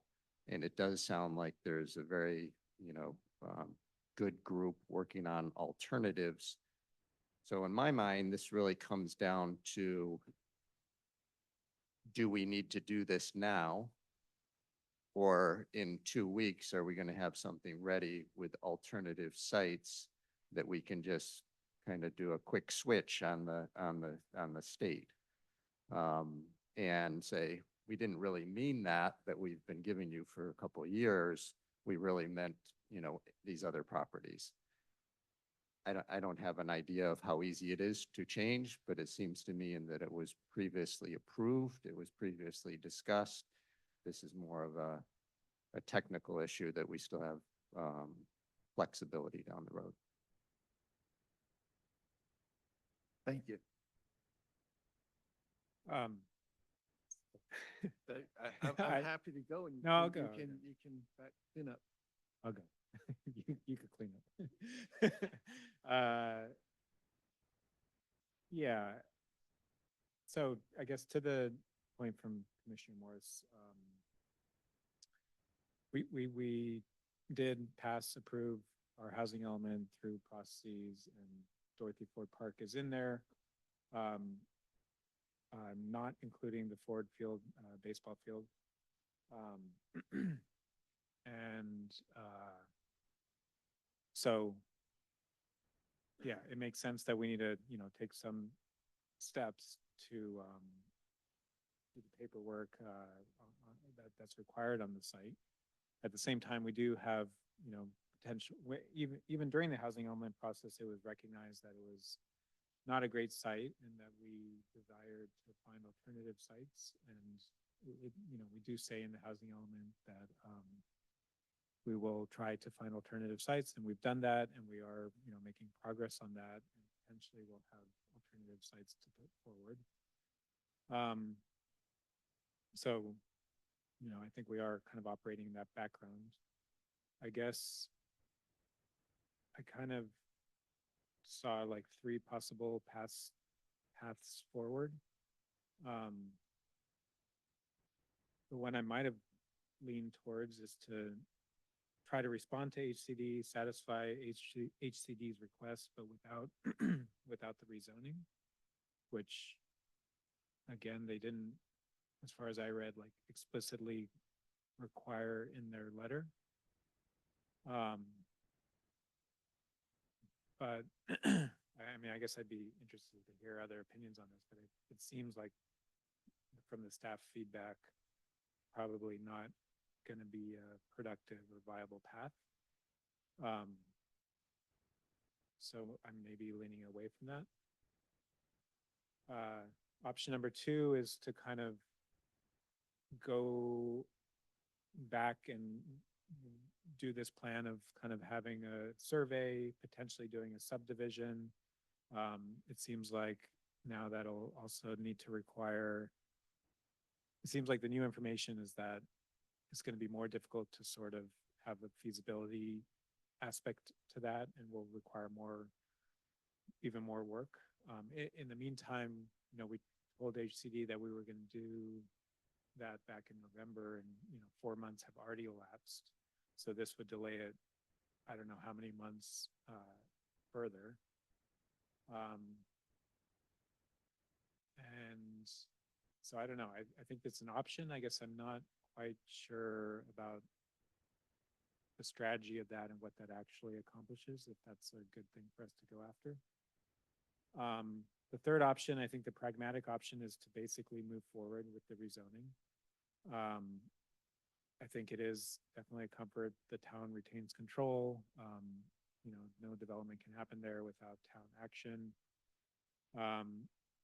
So we would move forward, and meanwhile, hope that our efforts to find an alternative site are fruitful, and then zone it, and probably zone it back to open space, Rutherford Park. So, there is a risk that doesn't pan out, or a risk that once we come to do that, there's some difficulty doing that with HCD. So probably does increase the risk that even if we find an alternative site, maybe 10 years, 20 years from now, this site eventually does get developed. So there is somewhere in the resolution, like a whereas clause that specifies that the entire site is 7.5 acres, but 2.4 acres is sort of designated to be developed. And maybe we could take a closer look at that. Maybe we can perhaps consider expanding it to explicitly exclude Ford Field baseball area as being part of the developable area.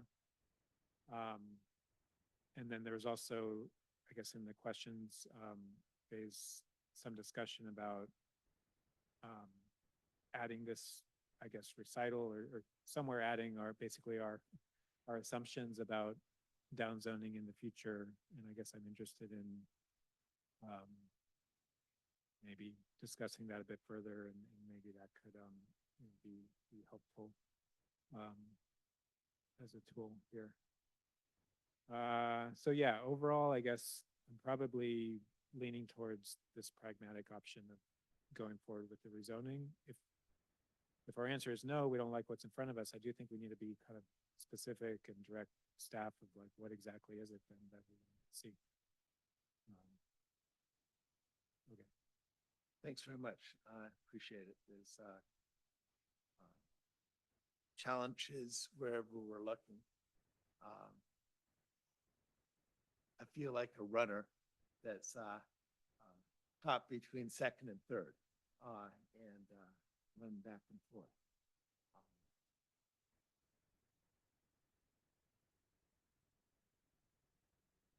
I'm very uncomfortable with having a undefined 7 acre plus gateway zone for multifamily, and in a certain sense, having a floating zone of 2.5 acres that lands someplace that isn't defined. That is a unusual way to establish a zone. I'm not sure that I've seen something quite like that before. Been doing this for a while. It sounds like there is a possibility that we can identify this 2.5 acre, 2.48 site. And that's what council asked us, or asked staff to do. That's what we told HCD that we would do.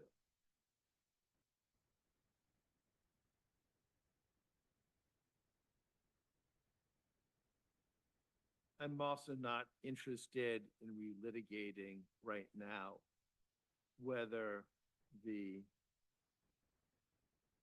Dorothy Ford Park is an appropriate place to develop. I made clear initially on the ad hoc committee that I did not favor that, and I proposed on the planning commission that we look for an alternative site. Decision was made to move forward. It's a 5-0 vote, this body, and then it moved forward to council to include the 2.5 acres-ish of Dorothy Ford Park if we couldn't find another site.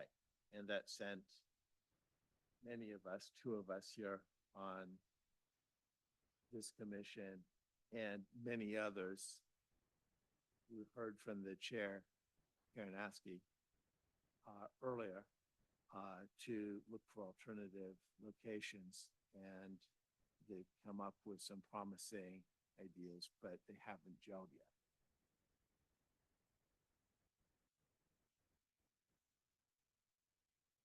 I think that we should do what we said, and we should look for, or we should seek to identify our 2.5 acres. And when we've done that, that should come back to this body, and then we should move forward with the zoning. If, one, we haven't been successful in finding an alternative site by that point, or 2, if HCD hasn't reverted back to their earlier position, which is also comfortably seated in the letter that they wrote to us, as Karen pointed out. So I do think that there's some difficult choices, but I think that some of those choices have been made, and that includes trying to establish a 2.5 acre, 2.48 acre site that we can appropriately zone, and that we should move forward with that. Staff comes back and said, can't be done. That'll be an important point. We can also take that time to go back to HCD, ask them to revert to their initial position, and allow the existing body that's just reported out to council to continue with their task of identifying a site that would be a replacement for Dorothy Ford Field. So that would be kind of the direction that I would recommend, and that we not move forward with the resolution, but we make a recommendation to staff, or we ask staff to go back and try again, both with HCD and also with the surveying exercise. So I think that that's where I'm landing, at least at the moment. Okay.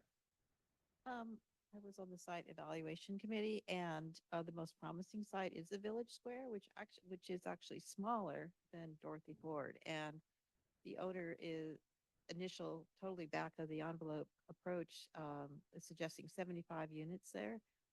25 would be not affordable, market rate to subsidize the affordable. So I'm wondering, do we need 2.48? Even if it's what is in the housing element, could we substitute perhaps 1.5 for Dorothy Ford and modify that surveyable area? Because I don't understand why 2.48 needs to be there. And that's just sort of an idea at the top of my head for staff.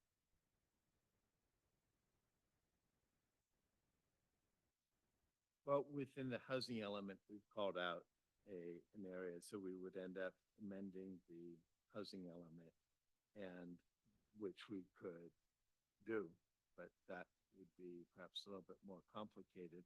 But I'd note that presently, we aren't looking to amend. We don't have an approved housing element. So it's quite easy to amend the housing element at this point in time, as opposed to amending a certified housing element, in which case we would have to evaluate the octopus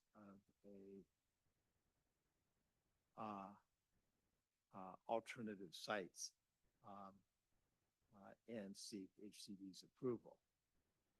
So we would be able to accomplish an alternative approach, because I think your point's really interesting, that if we find that we have not a 2.48 acre area, but we have a 2.2 acre area that can still accommodate the same number of, excuse me, of units, then that would be fine, and we could make an amendment to the housing element. It would require council, of course, approval, and probably there's a conversation that would take place before we would do that. But the first step in that process is to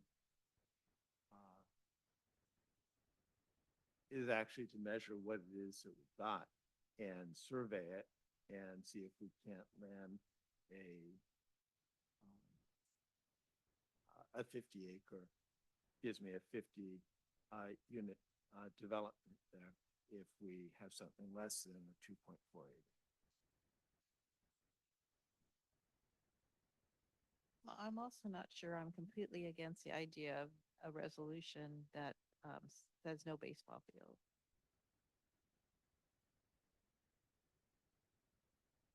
I think that was one of There your were too many suggestions, Ron. negatives in that sentence. Tell me, Oh, can you sorry. state that more positively? Oh, please? sorry. I may be in agreement with that. We could put forward something tonight that had said the baseball field is not part of the 7.5 acres or something like that, but I'm not. Maybe I can just comment on, so it's on page 10. 10 of the packet. Of the packet, yeah. One of the whereas clauses in the resolution says, whereas the town is rezoning the 7.55 acre Dorothy Ford Park parcel, but as acknowledged by the general plan housing element, table 6-6, only 2.48 acres of the site are developable. So one idea was to put more information into there. I don't know if that's appropriate or not, but like adding into there something about not including the Ford Field baseball area. Or maybe it would go better somewhere else, I'm not sure. I like Nicholas's idea of somehow or other returning this to staff to see if we can really carve out the 2.48 acres. I'd be much more comfortable with that. Also, you know, I hear what you're saying, that we said we'd do this and now sort of we're not. But I also feel pretty strongly that there's some significant changed circumstances, which is the subcommittee that has looked for alternate sites. So the timing is just bad. I haven't actually seen that report. I didn't know that it was out. So even if we could have a step back here and get some more time, obviously this is due in November. What the heck? But also I'm rereading the demand, if you will, in the letter, Ronnie's first comment. HCD requests that the town revise its zoning ordinance and general plan, or provide written documentation clearly demonstrating the rezone, which sounds sort of circular, and general plan amendments meet these statutory requirements. I guess that makes me wonder if a response could include the smaller, if we can get it, 2.48 acre parcel, as well as an explanation, I guess it's a public record, of the status of this report. For example, the example that Karen gave, and just say to HCD, we're at a really difficult time here for timing, but we're in the midst of this and we hate to zone and then have to rezone. We hate to upzone and then have to rezone. That also sets the table for the statement that if we do go forward with any zoning, even of the rezoning, upzoning of 2.48, sets the table for the fact that we fully intend to downzone it again. So, you know, that using that approach, I think, is consistent with what they've asked for in the letter. Maybe we can't do that tonight, but we could do that with some more feedback on getting that precise size of the parcel worked out. And I feel like I need to really see the alternative sites committee report, which wasn't part of my record. I think it should be part of our record. I think it should be part of what we provide to HCD to make it clear that we're not just thumbing our nose at them. We are really, really working hard. And, you know, were I to write that letter, I would say how many person hours were involved in putting that report together and how much time you all spent on it. And it's in the report. yeah, okay, then obviously I haven't read the report. I pointed out in the letter too. So I'd be a lot more comfortable with a path forward like that than trying to sort of salvage the documents that we have here today.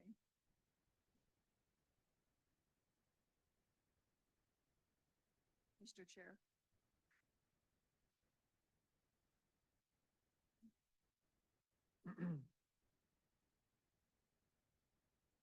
I'd like to make a motion.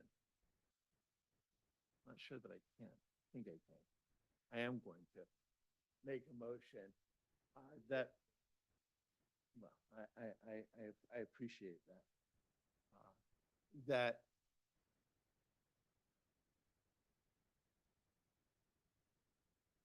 we direct staff to endeavor to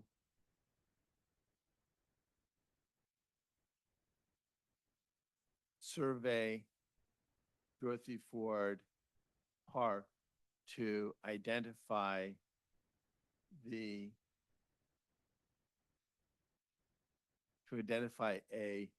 2.48 acre contiguous area as provided by the direction of council and submitted to HCD. And should that not be found to be feasible, to identify the area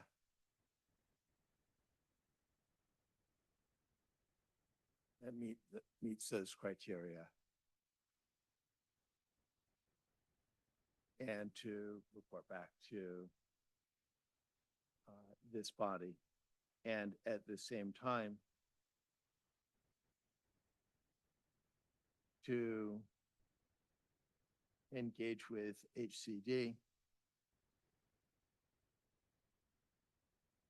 in an effort to revert to the previous understanding that the housing element identifies with sufficient specificity compliance with their requirements.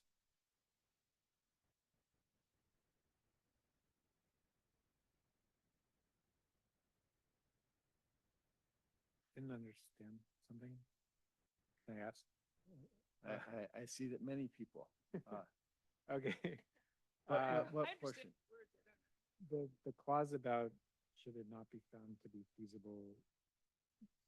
I didn't, are you talking about if it's not found to be feasible to do the survey, or if the survey finds that it's not feasible to develop the housing? And then Yeah, what is the rest of so that if it's clause? not feasible to conduct a successful survey that would identify a 2.48 acre area. Which is like the site feasibility is, okay. Right. Then what? Then So, just tell us that. and then come back to us, and then we should go and do something different, like zone, like chop off, survey the area that doesn't include the baseball field. And we would then have a smaller, we would be able to identify with specificity what it is that we're zoning. But as we aren't able to do right now. So that would be one possibility. Another possibility would be, this is all too hard and we're just gonna go and zone the full 7 acres, or where we have another site that we want to move forward with. But so that there are a variety of steps that we could take. I mean, after getting that feedback. Right. Yeah. But I'd like to know whether or not, I mean, it sounds like there may be 2.48 acres that are surveyable, that could be moved forward, with which we could move forward.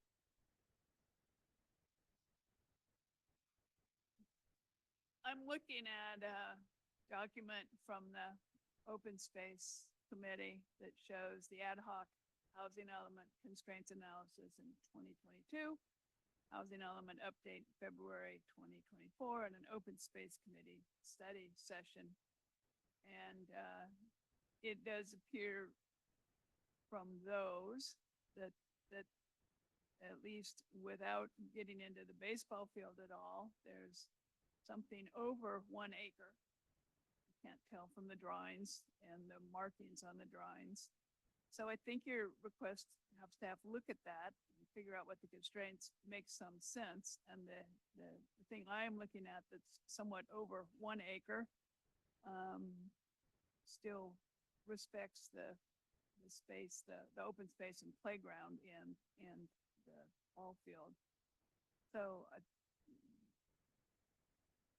I don't find this definitive, but at least it heads us in the direction that you're trying to get to and shows that some of that work has already been done. Mr. Chairman, to your motion, I guess I would ask the question when you said that the staff should engage with HCD. I wonder, you didn't include in that anything about the alternate sites effort, and I guess I wonder if you meant to. alternate sites are going to proceed under their own accord regardless of what we do. So I didn't feel it necessary to include them. And that's, they're working happily under council at this point. My assumption is that they will continue as they are, and if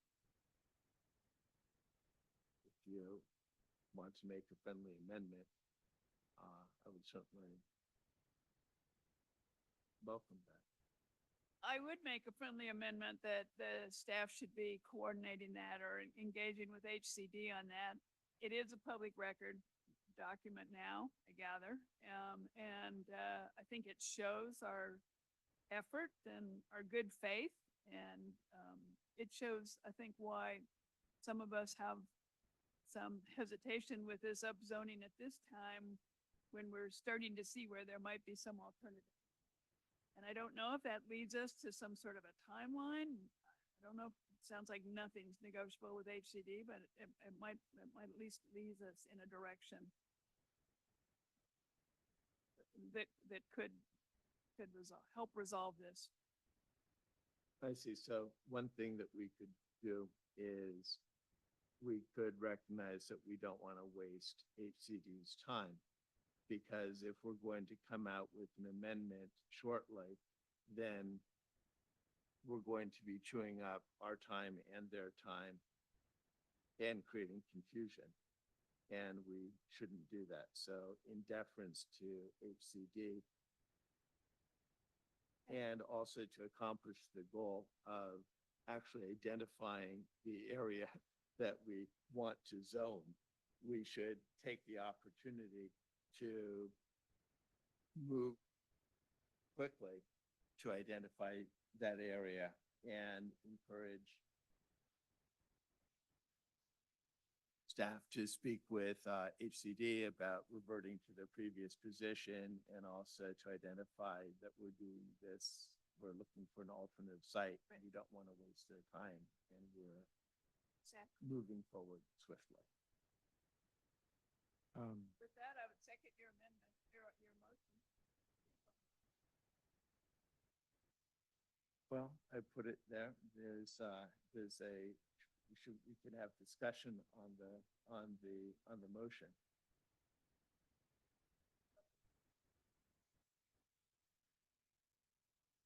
I guess, I mean, one thought is, I think Terrence has made it clear that this would be a pretty long and expensive process.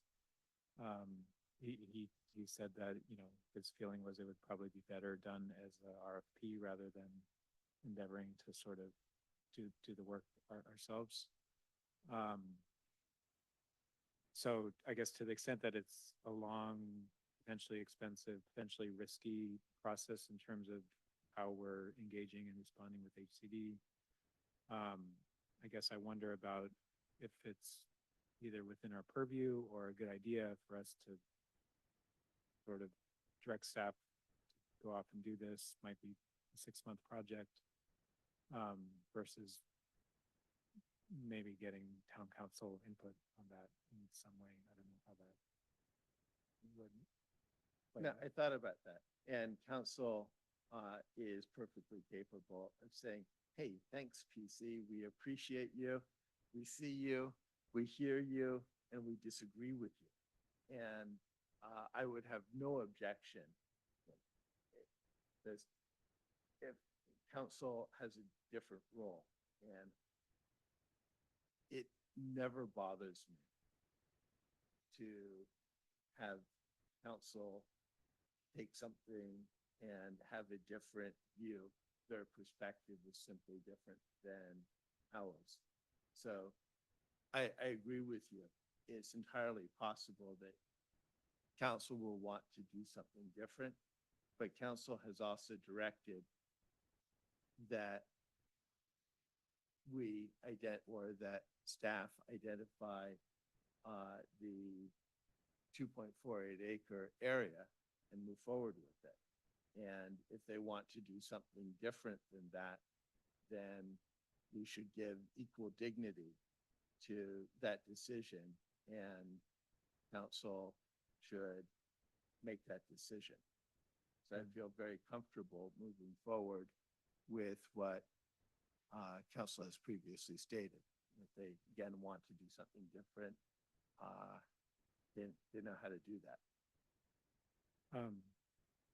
Okay, I guess another aspect is, these comments about engaging with HCD, I guess, sounds like we've tried to do that and they don't reply back to our emails and phone calls. And to that end, I guess I'm wondering about another option of submitting something back to HCD without the rezoning, and maybe pursuing this or clause in the letter from HCD and trying to see what we could do there in terms of making an argument that we are complying with our general plan, maybe including in that, I guess, the efforts of finding alternative sites, which is also a plan that we laid out in our housing element, and doing that in an official capacity of sending a response back to HCD where they would need to engage and respond to that. That makes sense. I wouldn't have anything that's fully consistent in my mind. But so that, I guess, I would view as a different path than the motion that you put forward. Well, it's a way of engaging with them and saying, this is how we read it. This is what we would like to do. Hopefully it would lead to a conversation, but it wouldn't, it's similar in as much as it being what I just described. What did you, Using the or phrase here, I agree. Yeah, I'm just saying, But yeah. I so think, where you said engage with HCD, I think Connie and I are saying specifically respond to the letter where it says or provide. I see. I guess what I thought I was describing was something that would be sort of an alternative to Commissioner Targ's motion, and I think it's sort of in conflict with it. Because your motion I see is not responding to HCD, directing staff to go, work on this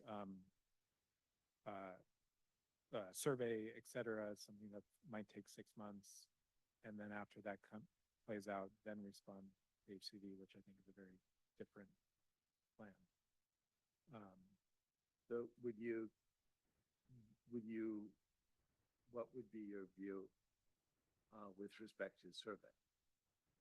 Well, if we, I guess, did something along the lines of what I suggested of replying back to HCD without the rezoning, then there's not an immediate need to do a survey and identify 2.48 acres. I guess, yeah. Now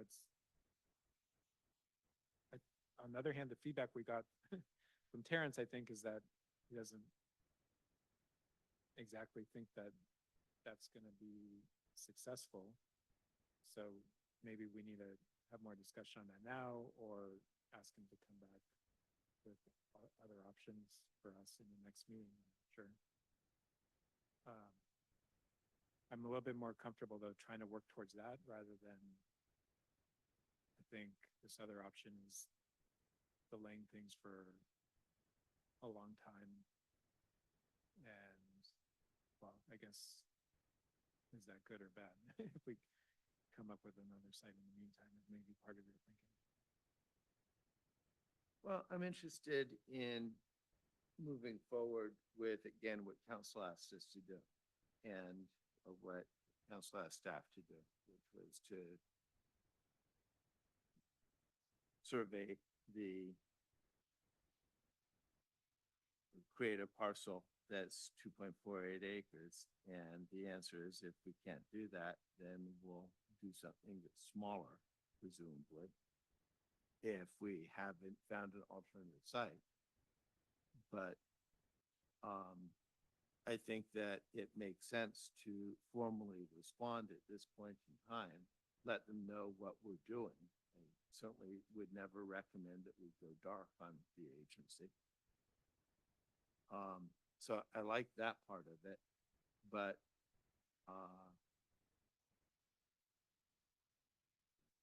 I guess would- how would that be different than the letter we sent them back in November that said that, hey, we're planning to respond to your request. We're gonna, conduct a process to define a legal parcel. That's gonna take some time. In that sense, haven't we already replied back to them with what you're suggesting? No, I don't think so. And I don't think so for a couple of reasons. One is, we actually are going to endeavor to survey our 2.5 acre, 2.48 acre area. And if it turns out that it's smaller than that, we could simply say it's a 2.2 acre area and just move forward with that. And I think that we also, given that we're making progress on finding an alternate site, I think that we don't want to waste their time or our time in having them approve something that ultimately ends up getting amended. And I'm still unclear on what that approval pathway actually looks like. So I'm a little uncomfortable signing up right now.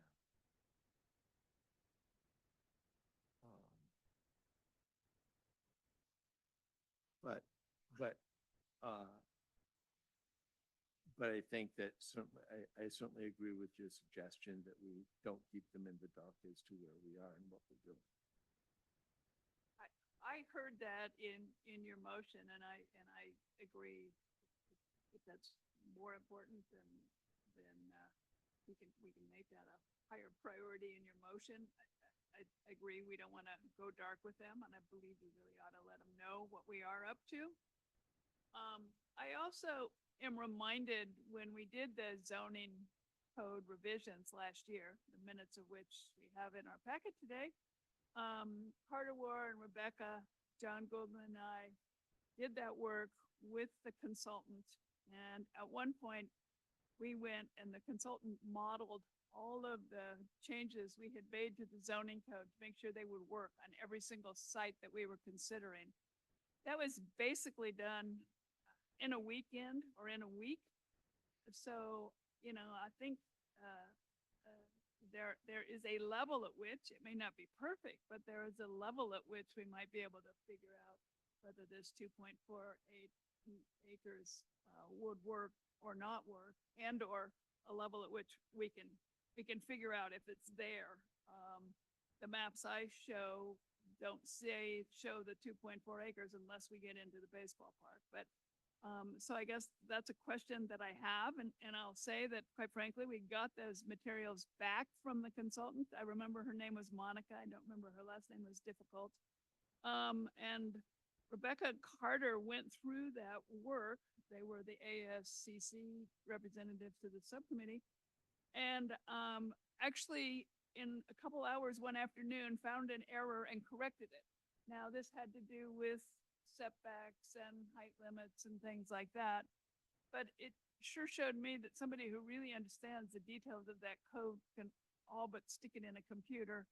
It might not be development for permitting purposes, but for back of the envelope considerations, I'd like to have that question answered.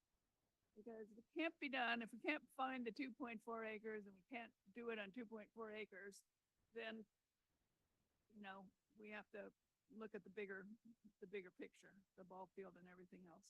But I heard you just talk about engaging HCD, and I feel strongly about saying we're not gonna upzone and then turn around and downzone because we have these other properties that are coming forward and we don't wanna waste your time, HCD, and we're in the middle of this process. You all can write that, we can all get together and write that, but I think that if that's what you guys are saying, I totally agree, we ought to get them up to date. I'm not as bothered, finally, I guess, by the quote unquote commitments we've made in the past in this process. From my perspective, as an environmental lawyer, where I used to deal with regulatory agencies at a regular basis, daily basis, HCD has changed the game on us at just about every turn. They've approved one thing and then they've turned around and they've unapproved it. And so I don't feel badly if this is a little bit less than what we as a town may have suggested in the past. And like Nicholas says, the town council wants to do something different. All our efforts are for our own edification, I guess. So. I do want to go back to my very first question about the development standards, and I'm not sure if I can make some sort of friendly amendment. I'm not sure exactly what it would be, but I don't think the development standards would work at all for Village Square, and so that's going to come up if Village Square is successful. And I think it will be hard if we have it would be hard to have them work at Dorothy Ford if it is, say, 2 acres or whatever it would be. I just think I don't think it's a rural development standards. It's gonna be some sort of suburban, 3-story, strange conglomeration of buildings that would probably look better at one building anyways.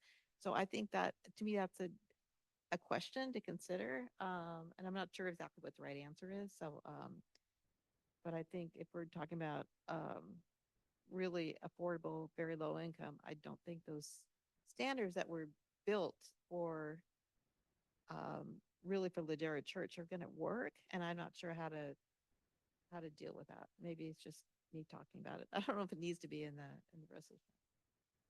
Don't you think that would be part of what we're asking parents to do when we ask them to see if 2.4 acres would work? It's got to include something consistent with our zoning standards. That would be nice. I I think it would. reiterate the staff position if you want to hear it. I think, just so you know, mainly why we put this recommendation out there was to clear the deck. What you can do is, you have your options. Let's clear the deck with the HCD, allow the other stuff to keep going. And let the market come to us with what might be feasible. And I think Terrence laid that out pretty well. So that's what I was recommending along with Terrence on that. Nonetheless, the chair has outlined that you have the prerogative to take the action you want. It will go to the council and they'll have their prerogative to take the action ultimately. And then we will take it from there. This body has the right to make what decision you want to make. That was why we brought it forward as we did. I knew it was not going to be popular. But, all right. We have not disappointed you. No. And whatever action you take because it's already noticed to go to the council. So it'll get there with your recommendation, which is what you're putting together. Right? I'll leave what goes to council to you That'll be my mayor. responsibility working with you. and the town attorney. Just no, I'm not gonna rush out and hire a surveyor without council blessing. Whatever process, of Yeah. course, is But appropriate. you're doing within the motion that you have, once we get it made and we can understand it, it's certainly within your purview. Thank you.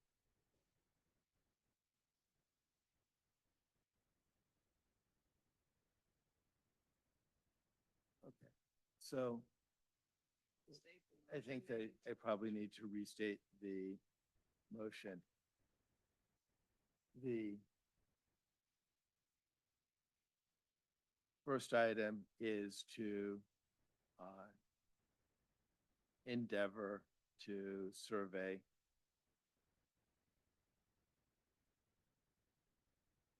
Survey is kind of a word of art. 2 point, evaluate 2.4 acre area to rezone or such smaller area as is available on the Dorothy Ford Park. Save the baseball field area. 2 would be to transmit a letter to HCD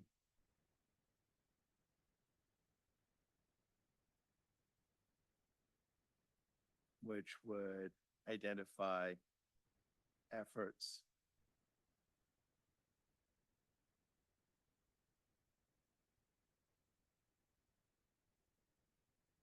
including identification of alternate sites,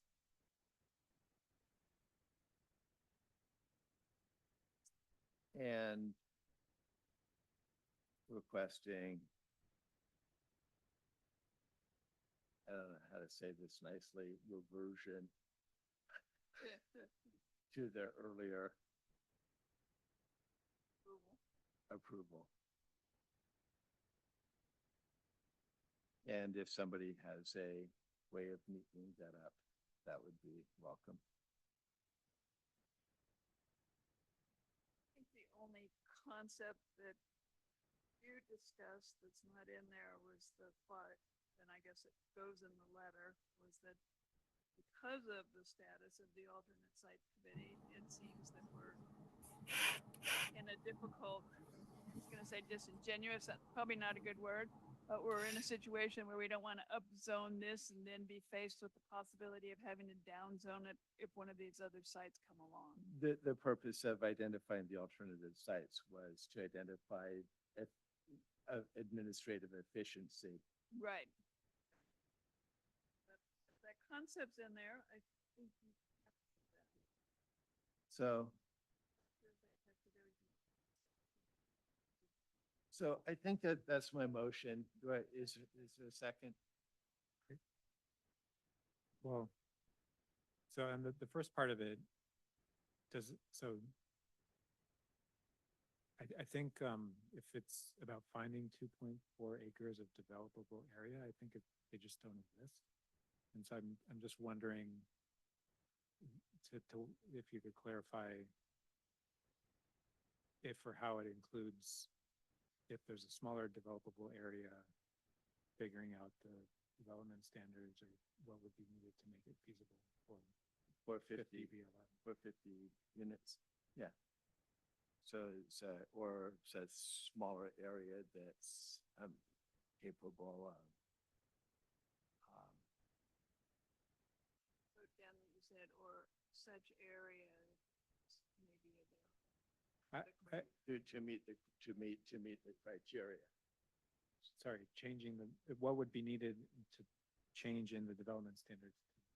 It'd be either potentially, I don't know whether we need to change the development standards or if we would need to meet the if we would need to we would need to change the development standards, then so be it. But it's a smaller area that would meet the 50 unit obligation that had been established. But are we asking staff to include analysis of loosened development standards to meet the requirement or to identify how we would need to change the development standards? I'd accept that as a friendly amendment. Okay, I agree. I think it needs to be in here. so, Please restate that again. yeah. Well, okay. With the land and standards. So a smaller area, that meet the, I guess I would say, 50 unit,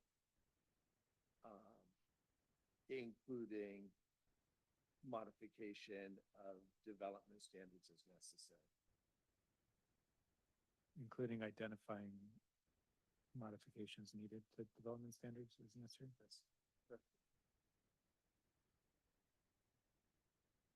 Yeah, I would accept that as a comment. Need to accept that. I'll also accept that. I'll second the friendly amendment. There you go. Any stretching out there in the audience? I'll second the friendly amendment. Good.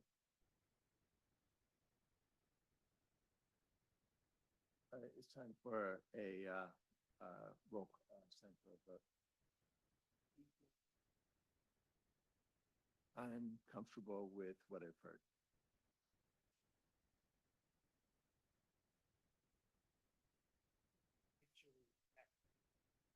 And I'm sure Ronnie has it, even better.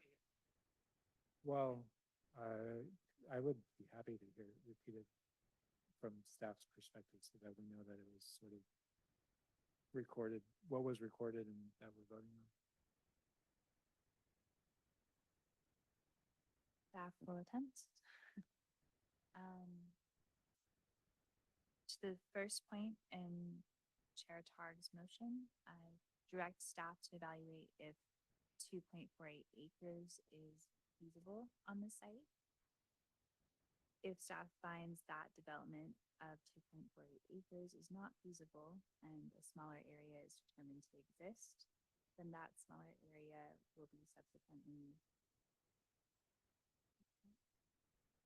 analyzed to make 50 units feasible on that portion of the property. Third point, Said accepting the baseball field. I don't know. No. Correct. Keep that in there. Yeah, I think that's important. No, that's good. Well, okay, well. And then Ronnie, I said- you Yeah. have some language. Oh, have you not gotten there yet, or should I? No, go ahead, restate Ron. that? So I guess including identifying modifications to development standards as necessary. Okay. Writing that down.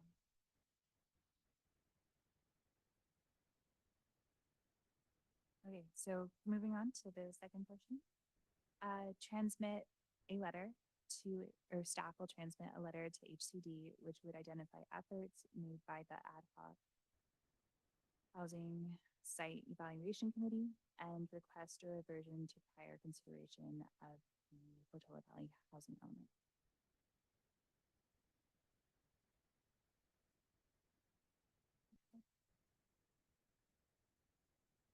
And I think there was one more I'm sorry, concept. at the last point, is that what we want? I mean, that they approved the housing element, but like, then we had to do rezoning. And I think the question is, if there's some agreement in there that for the Dorothy Ford Park site, it shouldn't need the rezoning because of what was in our general plan amendments. I think that that's what the HCD had previously agreed to. Right, I guess, but do we need to clarify that that's what we're trying, that is the question we're trying to raise with HCD rather than reverting to their earlier approval of the housing? I'd be happy to hear you try and do that in real time right now. In the absence of that, I took a shortcut and referenced an earlier concept.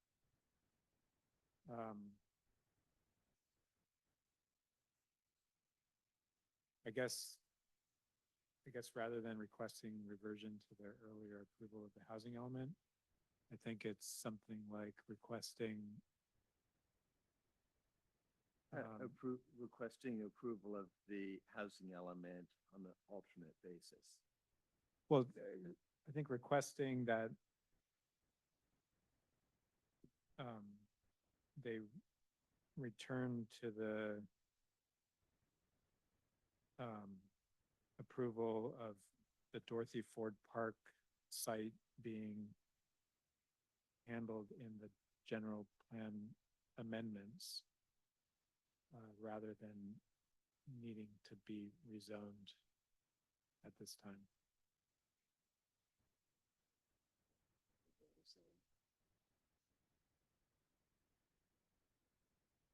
Okay, I'm gonna repeat it back. Point two, staff or direct staff to transmit a letter to HCD, which would identify efforts made by the ad hoc site evaluation committee and request reversion to prior consideration. And that HCD return to approval of the Dorothy Ford site to the general plan land use designation.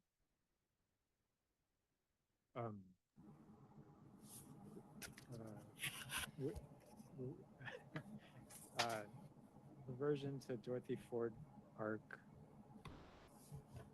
I think we being included handled. the positive, What? and and to approve the housing element, including the Dorothy Ford Park, based upon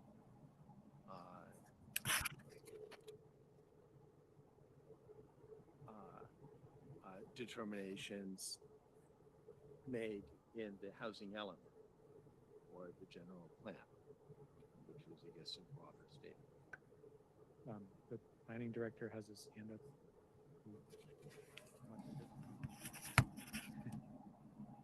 Terrence, We're in the middle of a motion, so we're looking for clarification of the motion. I'm sorry to wrap. I just have one question. I just have one point that these issues in your resolution, in your motion, are really to recommend that the council does those things. The commission doesn't direct staff to do particular things, particularly expending resources. So I think you should phrase this as a recommendation that the council take this action.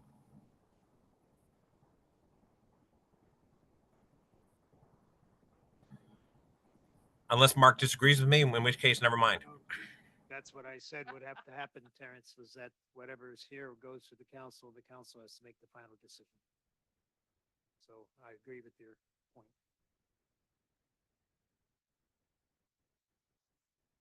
So if I may, we preface all the different 3 points that we have with the preface, a recommendation that town council consider 1, 2. direct staff to do. I think there's a concept that Nicholas has repeated. I'm not sure I've heard Ronnie repeat it. That's just slightly missing from your second point about the letter to HCD.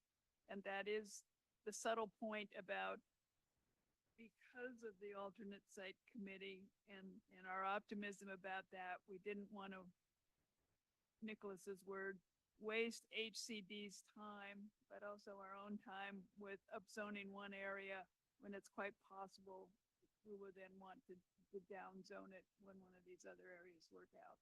And that's just terrible language, but I guess the concept is it's possible that we'll have to make further changes to the zoning at this site in the near future. Well, that might be more of your argument for why your motion makes sense than to stick it in the motion. That's fair. Just a thought. That's fair. And I think if you could do, out of the way the chair was going about a positive way, as opposed to revert, you could do accept, you could do a lot of different, I think asking them to go back on something isn't the same as asking them to agree to something they've already agreed to. Like to ask them to stop retrading? Is that what, do you think that's an unfriendly approach? That we have a new staff also, that we were coming back, they had a new staff and changed it, we have a new staff and we're changing our approach. So could it be like, But we need a clear motion that we can forward on. Requesting that the letter to HCD pursue or argue that the Dorothy Ford Park site is appropriately handled in our existing general plan amendments without requiring rezoning. That's fine.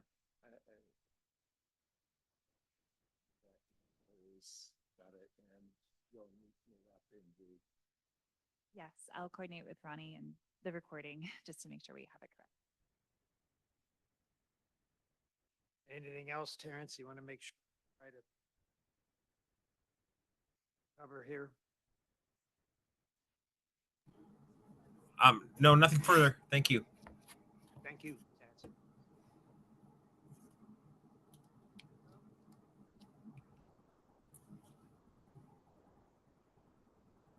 We've got so many things going on. Okay, we'll commence the vote. We'll start with Chair Targ, Aye. Vice Chair Brothers, Yes. Commissioner Krasinski, Yes. Commissioner Vatra, Yes. Commissioner Morse, Yes. 5-0, motion passes.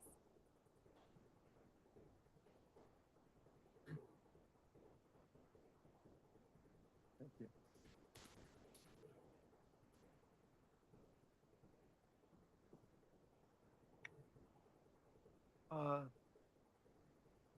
All right, so we're now pushing 10 o'clock.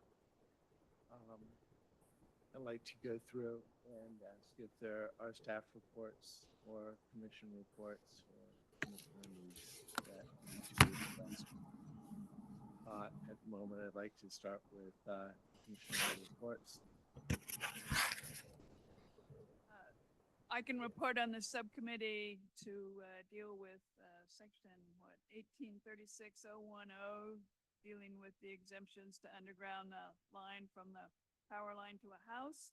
The subcommittee has exchanged further drafts, and we've met with Terrence, and as soon as we can get back and get on his calendar, or otherwise close the circle with him, I think we'll have a report for you. So probably at our next regularly scheduled meeting, if not then soon thereafter. It'll be a proposal for your discussion. And basically, we've set forth a plan that will be a policy for the commission. And the commission, and it includes a checklist of items that will be included in any package that's brought forward for an exemption. And I won't get into the substance, but that's where we're headed. And it was Terrence's, I think, idea, if not concurrence, that this checklist would be a good way to go. So that's all I have. That's fabulous. Commissioner Brothers. Terrence, appreciate it. We've been talking about this for about 3 years, and you guys are the first ones who've actually done it. So that's great. Thank you. The other subcommittee member is Commissioner Vatra. I'm on another subcommittee with Mr. Morris on the policies and procedures for the Planning Commission, but I've been busy and he's hurt his neck. And I'm clearly confused. That's Commissioner okay. Vatra, thank you so much. Are there any other reports? I guess the ad hoc site evaluation committee reported to the town council. The town council asked staff to determine the costs for pursuing various the various sites that were recommended, and so the idea is that they would come back with that in a few weeks maybe, and then town council would decide on next steps after that. In the meantime, for foreseeable future, the ad hoc site evaluation committee is sort of on pause, not scheduling meetings, and no further action unless something is identified for that committee to take on. Further, they ask us to initially focus on 2 of the sites, the Village Square site and the Fogadage site. Okay. Different things happen with each one. you know. So, but the other ones are still there. They were before, but the initial focus come back.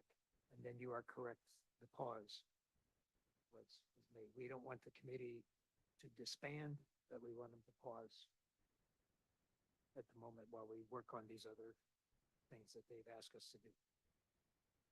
You said the Fogarty site, and what was the other one? I didn't hear. The Village Square site. Village Square. Village Square. Thanks. For those of you who are on that committee, you know Village Square kind of popped up at the end, right? Yeah. So it's, but they're, one of them is a possible sale, the other is working with the current owner. So it just has different dimensions, and we're assigned to kind of figure that out and what goes to the closed session, what doesn't, so. Just to be clear, and we can, if you don't have that report, we will get the committee's report to the planning commission. They did a nice job, and I congratulate the work of the committee, and I thought the chair of the committee did an excellent presentation to the council, so well done. Fabulous. That's great. It's a big effort. Ronnie, thank you very much for stepping up on behalf of the commission. Commissioner Vashra, I know that you're serving on that as well. Thank you. Appreciate it. Are there staff reports? No staff reports from me. We do have a hand raised. Oh, Terrence is providing a staff report. I just wanted to say no, no further reports. Thank you.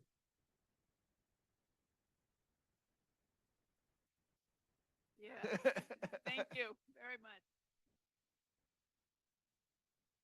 So we've taken to opening the matter up for public comment. At this point, if there are people within the old schoolhouse who would like to speak on any of the items that have been heard, seeing none, we appreciate your hanging in here. And online, if there is anybody who would like to be recognized. Yes, starting off with the phone number ending in 3056, Dana B. Hi. Hi, it's Dana. I want to tell you guys that I'm just so proud of the Planning Commission tonight. I'm proud of our government. And it's really been a while since I could say that I really felt all of you in the conversation, deliberating, and no one came into it with a preconceived notion. Anyway, I'm thrilled. Thank you. Yes. It's posted on the front door. Thank you, Dan. Next speaker, Rita Gomez, you're allowed to speak. Hi, Rita Comas, and I just want to say I really appreciate the focus on the undergrounding of the wires. You know, I sound like a broken record for the past couple of years. Every time there was an exception, asking questions and lots of promises. I really appreciate, you know, the town really looking into this. And as far as the group that was put together to look at alternative sites, and you volunteer group as a group working together, what a difference from the past couple of years, you know, just having meetings and the laughter we just heard and the respect for each other and communicating and whatnot.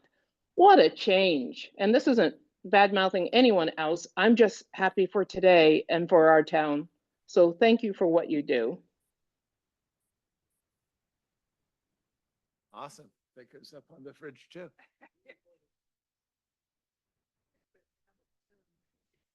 No other speakers at this time. All right. So we're going to move to minutes. We paused on them last time.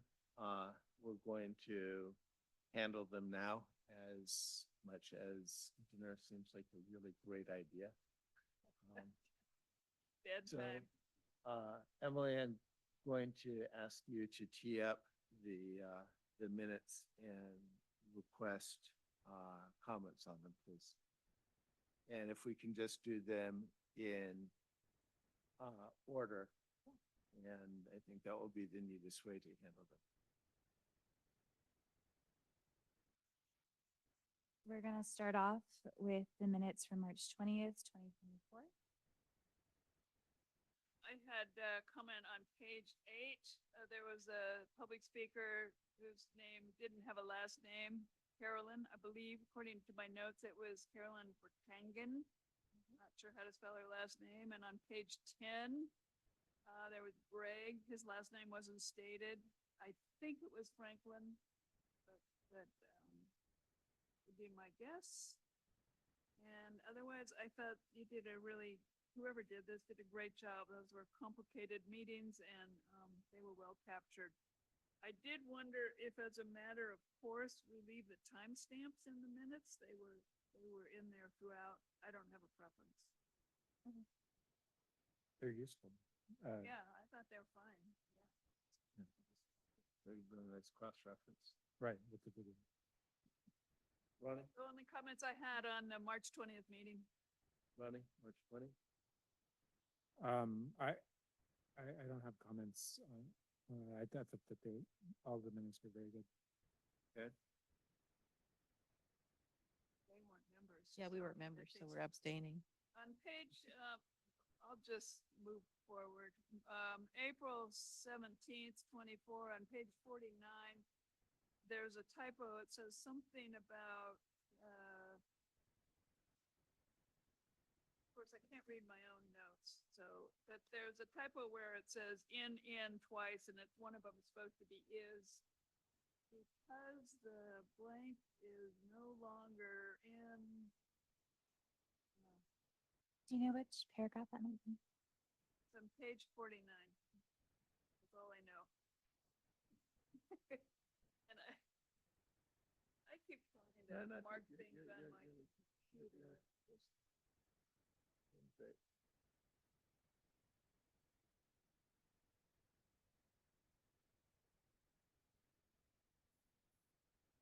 I have one comment. Go ahead.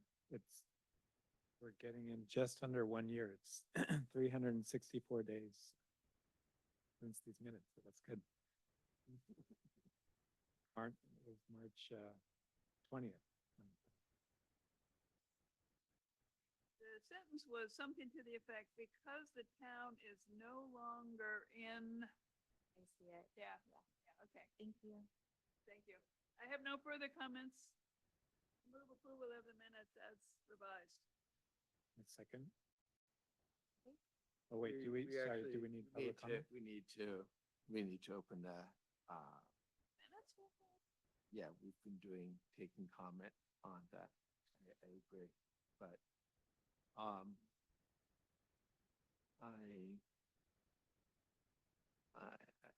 do we have any, No hands are raised for public comment on the minutes. excellent. So we have a motion to, move the minutes. Do we have a second?